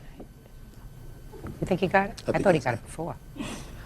What makes me feel as if Miss Green took that money was opportunity first. She had the opportunity, she was there. Inclination, she was really angry. Here she sees you put some money in a drawer, and when she asked for her money, you blew her off. She goes into the drawer and she sees not only her $100, but a whole lot of other money, which she acknowledged, she picked up, counted, but she was really angry. She believed she had been used for the 2 years in the course of your relationship, whatever. She felt as if she was entitled to that money. But more importantly, when her sister came to pick her up, she only came to pick her up because your mother had come home. Look at me. I'm speaking. So between the time your mother came home and the time you arrived back there, nobody else was in the house. And I find that it is sort of incredulous to think that somebody else came in, knew exactly where that money was, and took it. Now, you may have to share this information with the Internal Revenue Service since you didn't pay any taxes on that money, but that's the story for another day. Judgment for the plaintiff in the amount of $2,900. That's all. Parties are excused. You may step out. She took it. I know she took it. She might have took some of the money because we did go shopping after I picked her up. She knows she did owe me $3,000. He should have paid it. He wouldn't have got played. And now the next case. All parties on Williams versus Hamilton Booker. Step forward, please. 49-year-old painter Alfonso Williams Sr. is suing 50-year-old elementary school teacher Louise Hamilton and her son, 14-year-old student Christopher Booker. Alfonso claims Christopher shot out the window of his home with a BB gun. Mr. Williams, you are a neighbor of the defendants? The witness is my neighbor. The witnesses? The witness for the defendant. Well, how far do you live away from this young man? About 2.5 to 3 miles. Okay, do you know who he is? Yes. Had you known him from before this incident? No, I haven't. It is your claim that Chris had some BB guns, and he and a friend shot out a window in your house. Really, 3 windows were damaged because one was the storm when it went through the interior window, too. Before the BB hit the window, my granddaughter hit the floor when it came through the window because she was upstairs with her cousin. Were you at home at the time? Yes, I was. Did you see them shoot out the window? Yes, I saw them right before I came outside. I looked out of my dining room window, and that's when I saw them. Then I came out of my house, came around to the side of my house, and they started running from the house and ran into his house. How many boys were there? It was just them two at the time. Did you see their faces? Well, that's the first time I ever seen them. I seen them when I looked out the window, yes. What did you see them doing when you looked out the window? When I seen them looking out, they was holding BB pistols in their hands when I looked outside and seen them, though. Did you chase them? By the time I got to the side of my house, there's like a little entrance way going back to the witness's house. I seen both of them run to the witness's house, and I came around and knocked on the door, and no one answered. Did you finally see them again? No, I didn't get a chance to see them again since that day, but only with the witness. That's the one person I seen after that. The witness? Right. Which witness? Right there. You? Jordan. Step up. You know Chris? Yes. Step up here. Did he come into your house? Chris? Yeah. Yes. And was that in the afternoon? About 9 o'clock. 9 o'clock at night? Mm-hmm. Did he come running into your house? He came to my door and knocking. Who was he with? I think he was by himself. When you say you think he was by himself, could he have been with somebody else? I don't know, probably yes. Who let him in? He didn't come in the house. He was just knocking at the door? Mm-hmm. Nobody let him in? No. Why not? I don't know, we were just sitting there watching TV. So you decided not to let him in? Yes. I could see I'm going to get a whole bunch of information from you. Sit down. There was one other boy involved. According to your complaint, the other boy's parents paid for half the cost of the windows. Yes, ma'am. Who was that other boy? Right there. This Jordan. boy? Yes. Are you his parent? Yes, I am. You paid for half the cost of the window? Yes. Step up. What's your last name? Sanderson. Miss Sanderson, why did you pay for half the cost of the window? The reason I paid for half the cost of the window is, as he said, our properties, back up to each other. And I felt responsible because the kids were at my house when the incident occurred. I think my son thought you were speaking about Mr. Williams coming to the door, not Chris. I don't know if that's... I'm talking about Chris. Okay. So tell me about it. When I came home that evening, the police were at my house with Mrs. Williams. When I came in the driveway, I asked what happened, and she said that the boys had been over by their window. I said, had anything happened? And she said that Mr. Williams had come out and chased him back to the house. I said to the police that day that I felt responsible. They shouldn't have been back there. If they'd been there to see his granddaughter, they should have gone to the door. And so I agreed to be responsible for half the window. And that's what I did. Well, I see you're a witness for the defendant. Why are you a witness for the defendant? Because Chris was, to the best of my knowledge, not involved in this at all. You don't know? I know that the only window You know that Chris had 2 BB guns, right? Yes. That we know. He didn't have 2 goldfish in his knapsack. He didn't have 2 golf clubs in his knapsack. He had 2 BB guns in his backpack, right? Yeah. What else did you have in your knapsack? That's all. So before you left for his house, you didn't pack your homework books, right? No. You didn't pack a mac and cheese, right? You didn't pack a devil dog. You packed your 2 BB guns, right? Yep. Did you pack them loaded? Yes.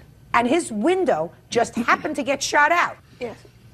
And you happened to be going over there to try to get in touch with his granddaughter. No, that wasn't me. Who went over to try to see his...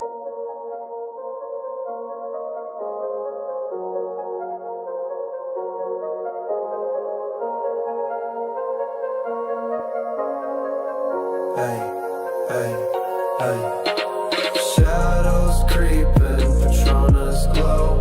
Koala nights where secrets flow. High-rise dreams, but hearts stay low. Lost in the rhythm, we reap what we sow. Baseline thumping, hearts collide. Darkness calls, nowhere to hide. Slow down tempo, the world's a tide. We ride the waves till the sun decides. Smoke spirals, city ethic. Lantern lights flicker, the clock ticks quick. Palm trees sway, the vibe so slick. Dark trap dreams, got the night on a stick. Every beat's a pulse, the streets align. Underneath the towers where stars don't shine. Neon veins, the lifeline divine. Echoes of the dark where the real combine. Motorbike hums, the city's humdrum. Rain falls slow like a muted drum. Chasing shadows where the devils come. High bass rules, we deaf till we're numb. Baseline thumping, hearts collide. Darkness calls, nowhere to hide. Slow down tempo, the world's a tide. We ride the waves till the sun decides.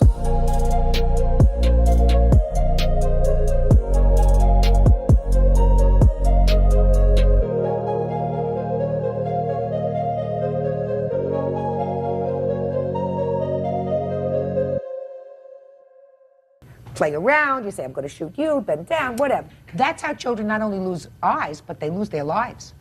So it's not smart for him to have a BB gun. It's going to cost you $100. Judgment for the plaintiff, that's all. Is that excused? Yeah, this is case number 566 on the calendar in the matter of Huckabee versus Fierro. Parties have been sworn in, Judge. You may be seated. Folks, have a seat, please. Mr. and Mrs. Huckabee, you own a cleaning company, and I gather that you hire people either as employees or as independent contractors. You get calls from other folks who want either their homes or their businesses cleaned.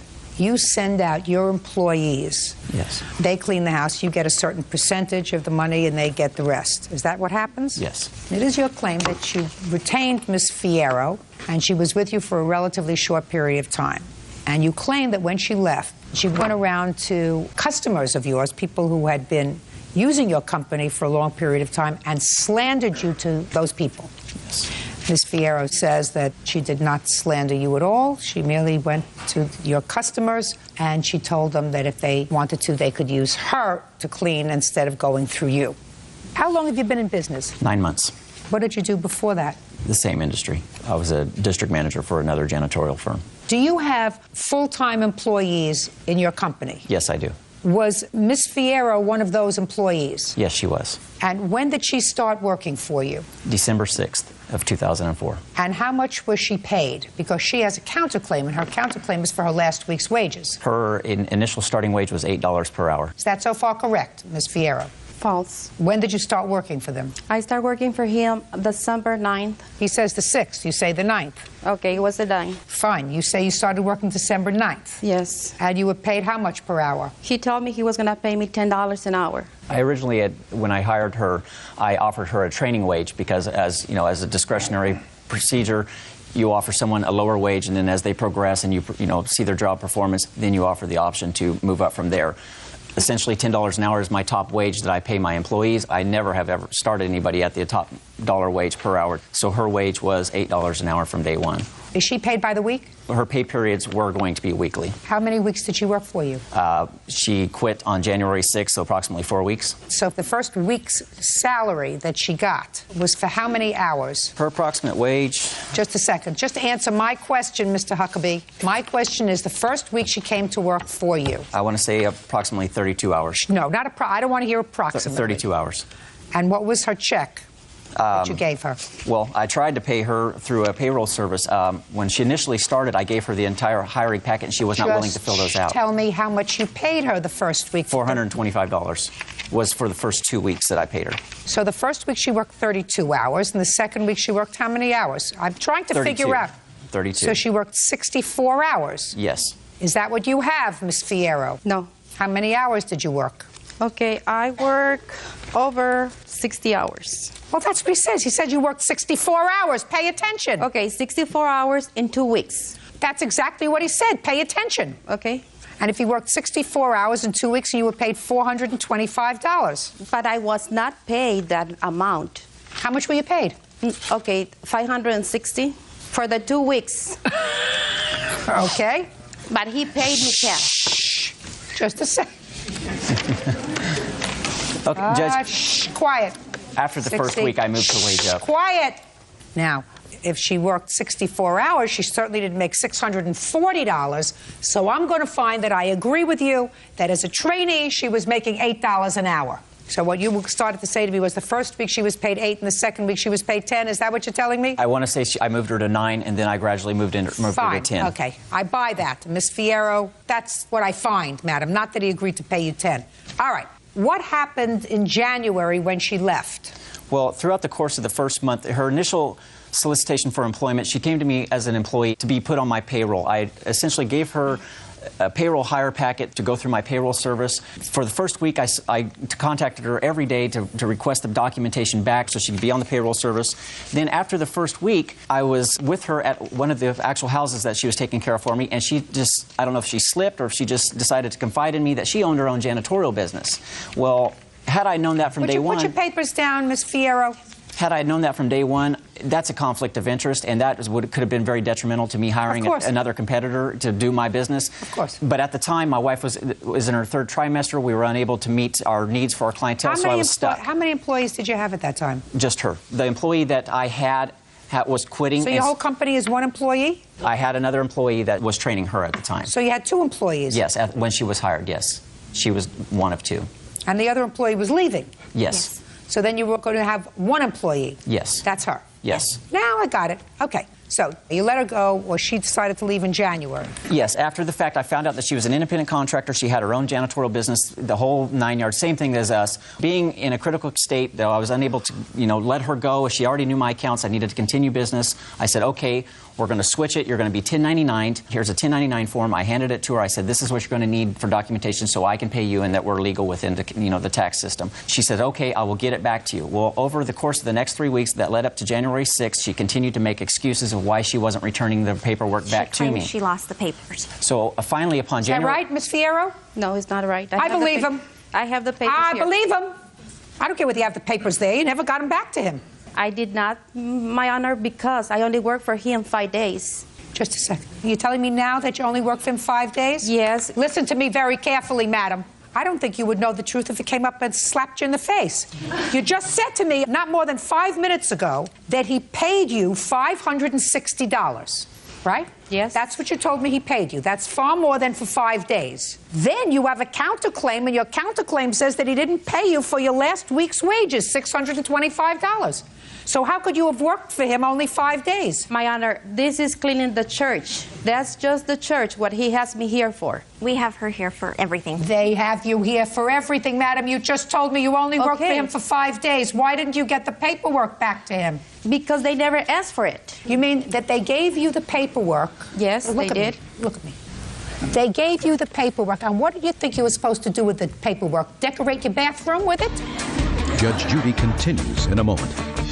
That doesn't answer my question, Miss Fierro. That's a lot of double talk that you're giving me from somebody who doesn't understand English too well, according to him. You understand English very well, and you write it just fine. Real cases, real people. Judge Judy. Cleaning business owners Brian and Monica Huckabee claim former employee Lilia Fierro owes for slander, stealing cleaning supplies, and breaking a vacuum cleaner. Lilia claims the Huckabees owe her money.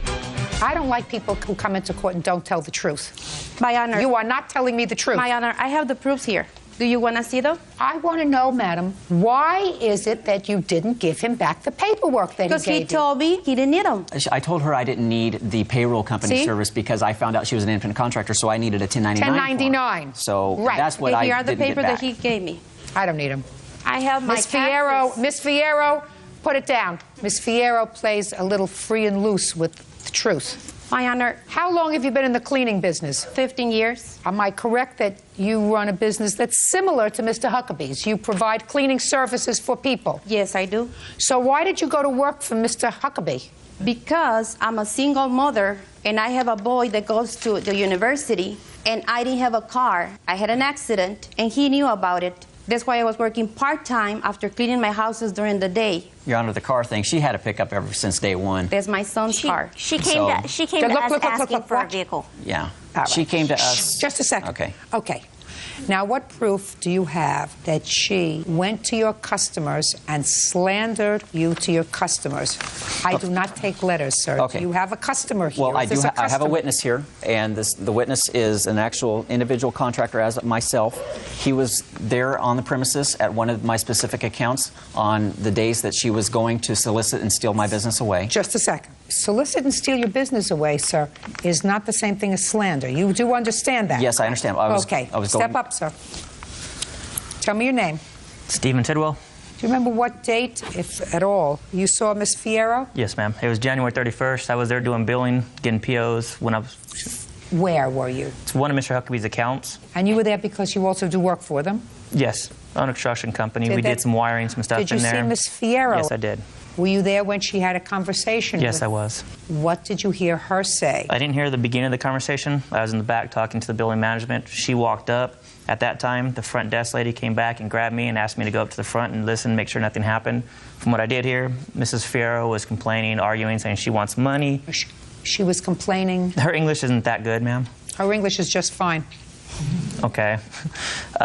She was complaining about not being paid, that she wants the company to pay her. The lady kept saying, you got to go back to Mr. Huckabee to get paid. It's not her problem. Ms. Fierro kept going on and on. Finally, the office manager said, you got to leave. I will have the authorities get a hold of you or come down. Mrs. Fierro left. Office manager came back. We had a little bit of conversation about what went on, which is on that part's hearsay, but I guess she's been there before and did the same thing. That's all you heard? Just not the fact. slander, Mr. Huckabee? Well, I guess aside from that, it's just a handwritten letter from Mrs. Fierro to one of my accounts that is, is... Oh, just a second. If you have a letter by Miss Fierro to one of your accounts in her handwriting, that I'll read. Okay. I'd like and to also see it. attached I'd like is to see it. These here are what my accounts received on a weekly basis. It is her business card, a copy of her business license, and apparently a voided check when she was trying to solicit the business and take it away. And then this here is the handwritten letter by her. You don't have a non-compete clause in the contract. No, ma'am. No, ma'am. I do not. It's just it's a good faith. There's no such thing as good faith without a non-compete clause, sir. Correct. And in that. Shh.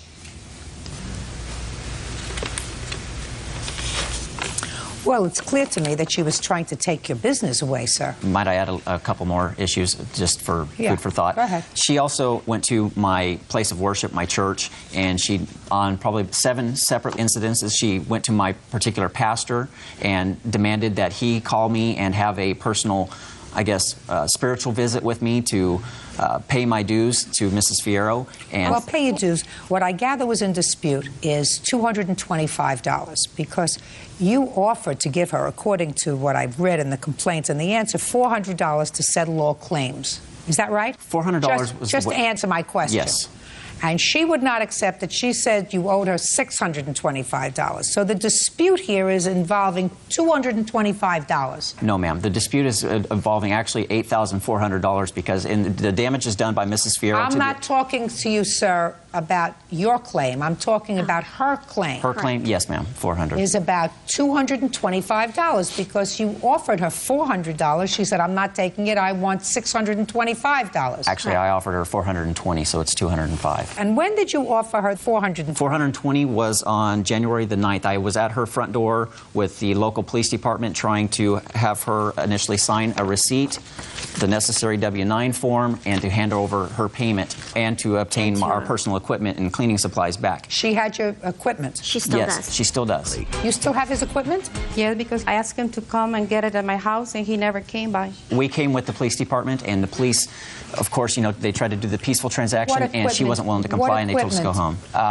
Cleaning supplies, a step ladder, and just miscellaneous, janitorial equipment, rags, dusters, toilet brushes, and so forth. What's all that stuff worth? I estimate $75. Do you think it's right that you wrote to his accounts and told them that you could provide a service as good as his? No. Okay, what I was doing is that when I call him, see, he has a restraining order in Bakersfield court office before all this happened.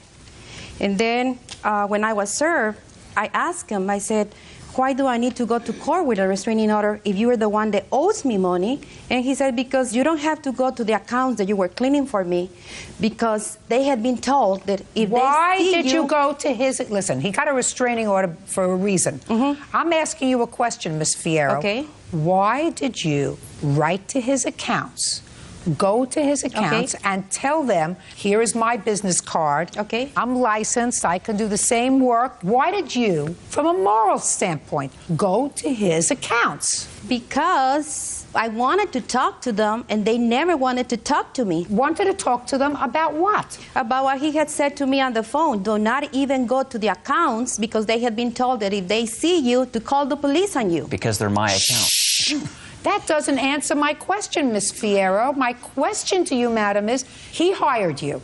You got a list of his clients because he hired you, so you knew who his clients were. Okay. You think that it's right for you, after you quit the job, to go to his accounts to try to get his accounts to use you as a cleaning service. Do you think that that's right? No, it's not right. So why did you do it? I did it because, see, he had stayed all the time that he was offering me pay, that he said he was going to pay me as a contractor, pay me as an employee, and thus he has the proofs that, you know, that he can show it to you that he paid me, because I don't think any company will pay cash. That doesn't answer my question, Miss Fierro. That's a lot of double talk that you're giving me from somebody who doesn't understand English too well, according to him. You understand English very well, and you write it just fine.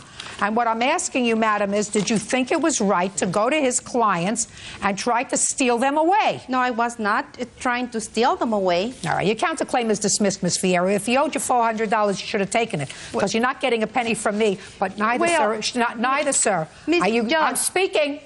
I think you're very smart. I don't think that there's anything not smart about you. I think that, put your hand down.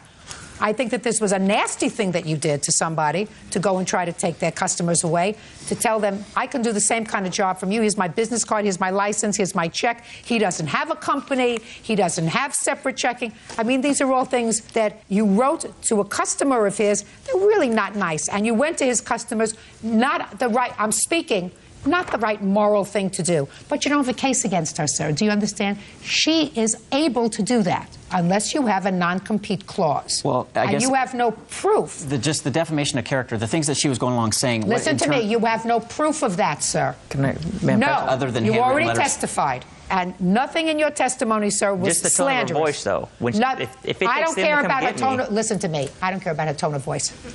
Nothing in the words, in the substance of the words that you allege to have overheard is slanderous. But for them to come get me... Don't listen to me. Okay. Don't answer me back. This is not a give and take. Okay. This is, you answer my questions, I rule on your testimony, and that's it. You don't have a case for slander. But, Your Honor, in turn, I had to be able to maintain a business and the livelihood for my wife and my small child, I had to turn over a month and a half of free service for the damages that she did, and that's why I'm here Sir, you today. haven't proven the damages. The damages are just for her visits. You haven't proven the damages. You need a witness who would testify that she came to their establishment and she said things about you that were not true, as a result of which they either switched from your company to hers or stopped using your company. You don't have that witness. The fact that you took measures to keep your clients doesn't obviate the fact that there is a big gap, that central gap of proof, because this is a court. Right. Court needs proof. You don't have it. Okay. You got it? Got it. Is she out of your life now? I hope so. Perfect. Very good. Case is dismissed, and so is your counterclaim. You did the wrong thing. Case number 352 on the calendar in the matter of Chavarria versus Calic. Parties have been sworn in, Judge. You may be seated. Folks, have a seat. Mr. Chavarria, the defendant is your former girlfriend, according to your complaint, after an argument at your sister's house. Is this your sister? That is correct. Ms. Calic assaulted you, and later she burned some clothes that you had been laundering at her house. Ms. Calic says she didn't burn your clothes, she doesn't know what you're talking about, but that you assaulted her during this altercation, and she is counterclaiming. Now, when did this altercation take place at your sister's house? On October 7, 2005. Tell me about it. I was in the process of moving my clothing from my friend's house to my mom's house. So I asked Erica if I can do my laundry at her mom's house, and she said yeah. Why didn't you do the laundry at your mother's house? Because she doesn't have a washer and dryer. Do you have a key to that house? No. How did you get in? Her brother was there. Who was this? That's her brother. Did you let him into the house? No, he wasn't there. Like, I don't remember him letting him in. Don't speak. Okay, go ahead. Okay, and I did my laundry, and there's some things that I dry, and then there's other things that I hang up. So I hung up all my clothing in her closet. You hung up wet clothes in her closet? I hung up my jeans, some of my work shirts, a couple sweaters, and that's about it.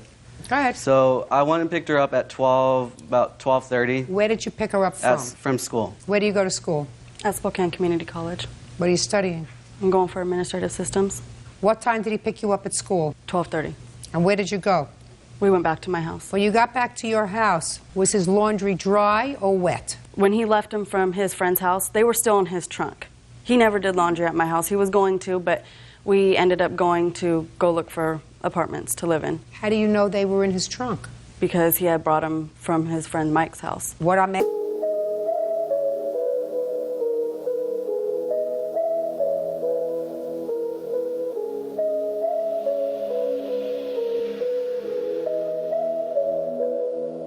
Patronus towers glint, moonlit steel, dark alleys hum, the city surreal. My steps echo, a ghost in the mist. Street lights flicker, shadows twist. Slow crawl, this beat gon' drown. Clang valley whispers pulling me down. High bass shatters, the silence is slain. Trap so heavy like monsoon rain. Bukit Bintang haze, neon burn slow. Spinning in the night, nowhere to go. Whispers in the melee, ghosts of the street. Dark trap symphony, bass heartbeat. Lanterns sway, the wind carries tales. Shadows move, leaving visible trails. A slow down pulse, this life we chase. Dark nights, high bass, time we erase. Carries cuts deep, the spirit still bleeds. Jungle drums beat, fulfilling my needs. Crescent moon sharp, slicing the sky. Slow down rhythm, can't deny. Slow crawl, this beat gon' drown. Clang valley whispers pulling me down. High bass shatters, the silence is slain. Trap so heavy like monsoon rain.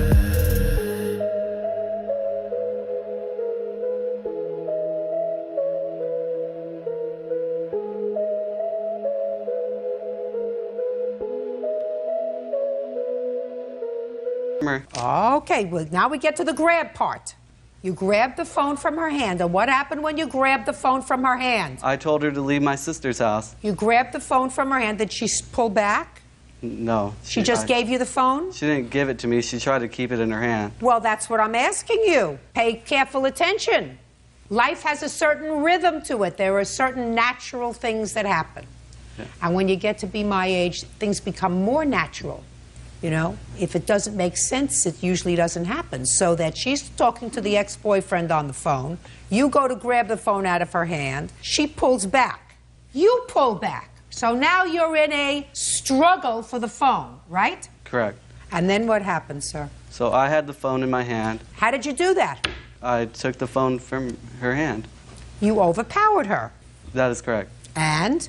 And then that's when she hit me in my temple and once in my nose. And then I pushed her. And during the whole thing, that's when my sister walked in and was trying to pull us away from each other. And so I was walking outside, and that's when Erica pulled me back in and was hitting me all over in my neck, in my chest, and my back. And then I hit her in the eye because it was for self-defense. I didn't know what else to do. I couldn't get away from her. So the police came, and what happened when the police came? Okay, before the police came, I was outside smoking a cigarette, and then Mercedes, Erica's daughter, came outside and asked me if I can give them a ride home.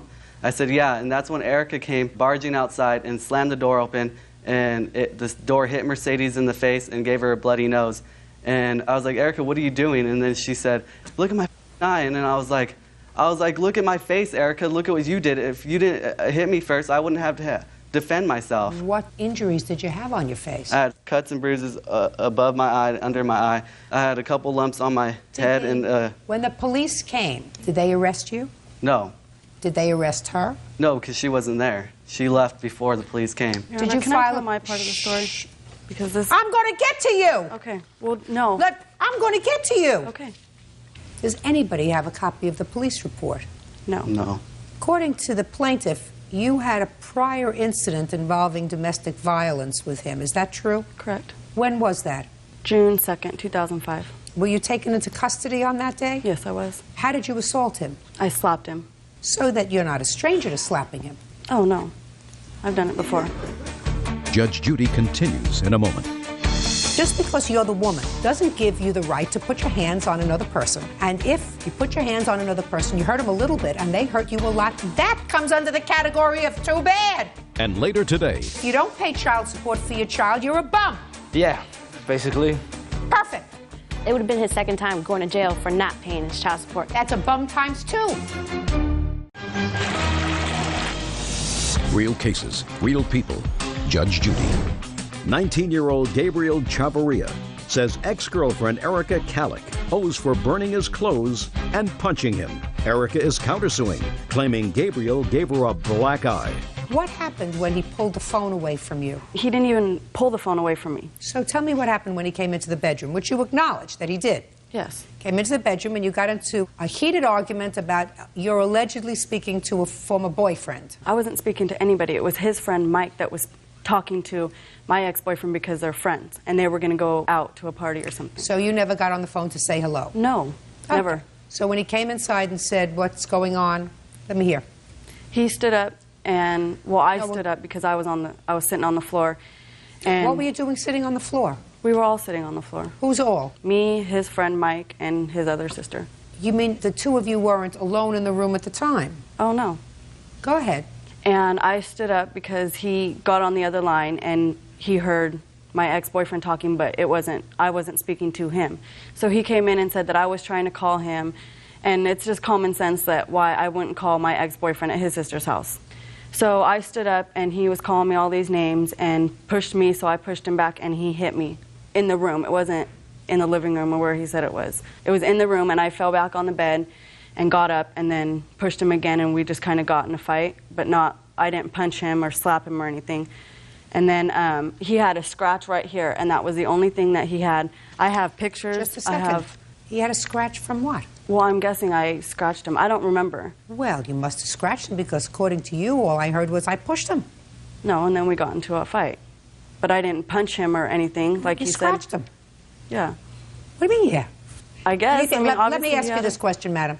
If you scratched him and he just had a little scratch over here, you think that he overreacted by punching you in the eye? Yes, I do. That's too bad. If you put your hands on somebody and scratch them, give them a little scratch, sometimes you get, listen to me, sometimes you get the worst of the deal. Somebody's going to get the bad part of a bargain every time there's an altercation, a physical altercation. Somebody's going to get hurt a little bit more than another person. And just because you're the woman doesn't give you the right to put your hands on another person. And if you put your hands on another person, you hurt them a little bit, and they hurt you a lot, that comes under the category of too bad. It was in self-defense, Your Honor. Listen to me. Listen to me. That comes under the category of too bad. You can't scratch him and then say, well, I can scratch you, but you better not punch me in the eye.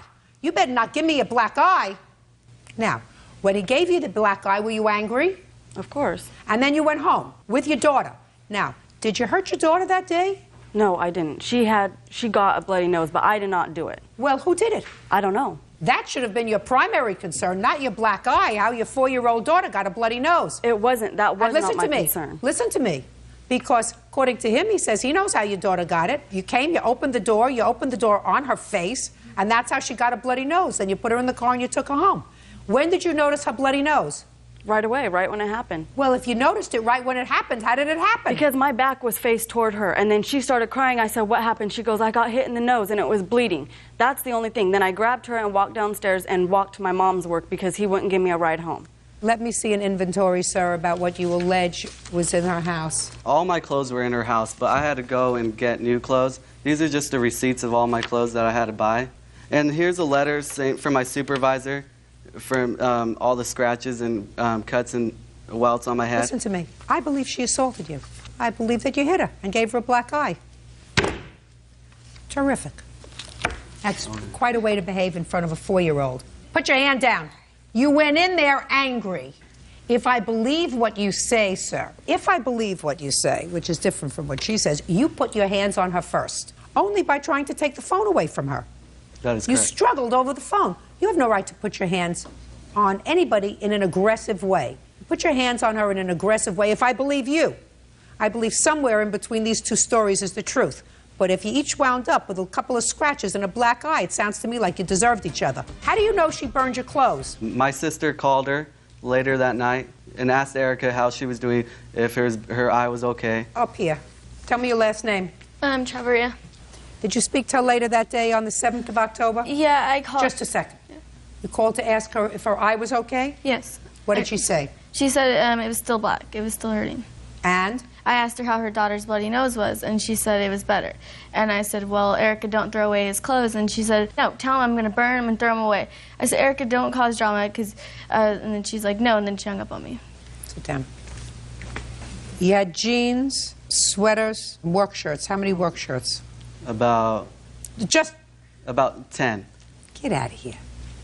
Let me see the bills that you have. Let me see the bills that you have.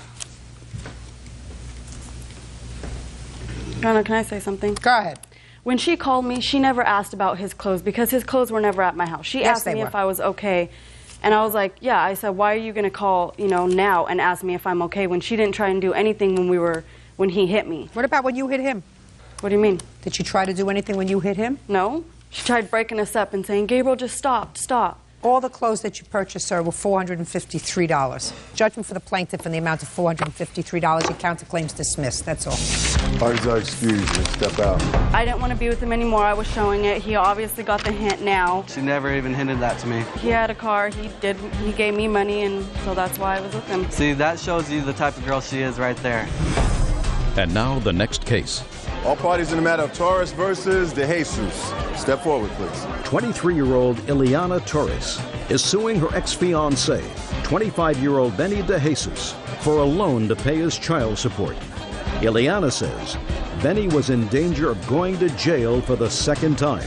How old are you, Miss Torres? 23. And you, sir? 25. What do you do for a living? I'm a professional esthetician. What about you, Mr. De Jesus? What do you do? Electrician. How many children do you have, Miss Torres? Just one. How old?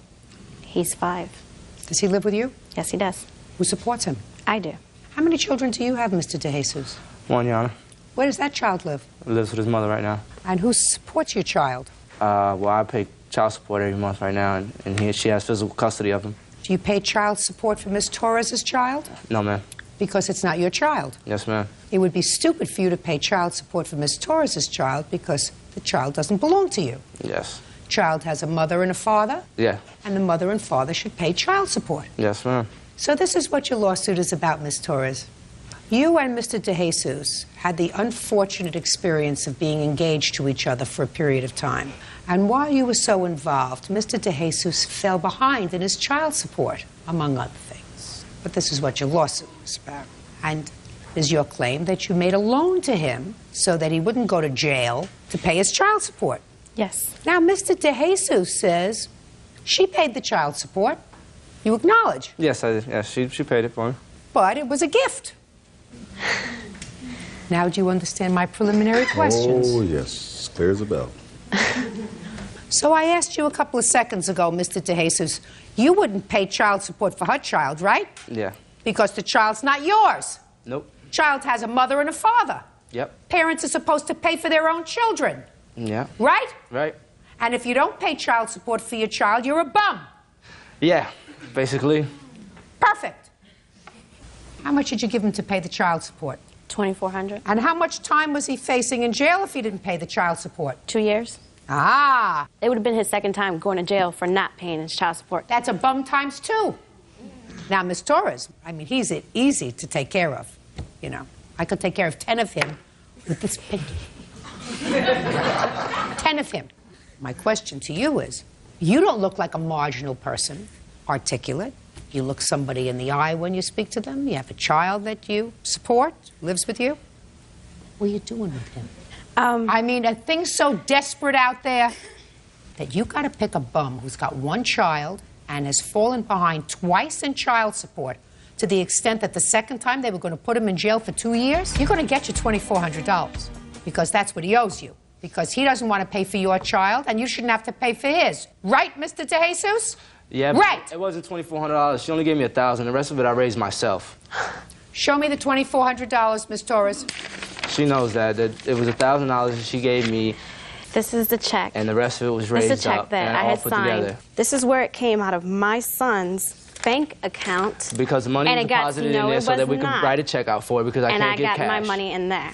She knows that the reason the money was deposited was so that I could write a check out because I had to have record of the money that I'm paying. No, for and my I child have support. a piece of paper. Well, no time around the withdrawal of this $2,400, sir, did anybody put in $1,500? It was sporadically put in. It was $200 here. As I kept raising the money, I would put the money into the account because the court date was coming. When the court date came, you should have kept better we records. deposited. What kind of an excuse did you give to the mother of your child every time you didn't send money? I mean, Checks in the mail. We both spoke. We speak every time we see each other. She knows if I'm late and when she's going to get her money. Let me ask you this question, Mr. DeJesus. Yesterday, did you eat dinner? Yeah. And you have a cell phone?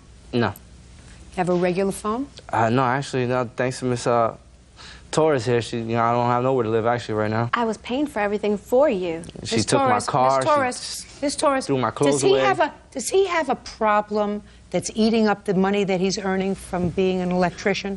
From what I'm concerned, I don't know. But You don't know. When I met him, he did have problems. Yeah. Yes. All I'm doing is telling you, I know. And you have a responsibility because you have a 5-year-old child. You're only supposed to bring the right kind of people into their lives. You got it? Yes. Judge for the plaintiff for the amount of $2,400.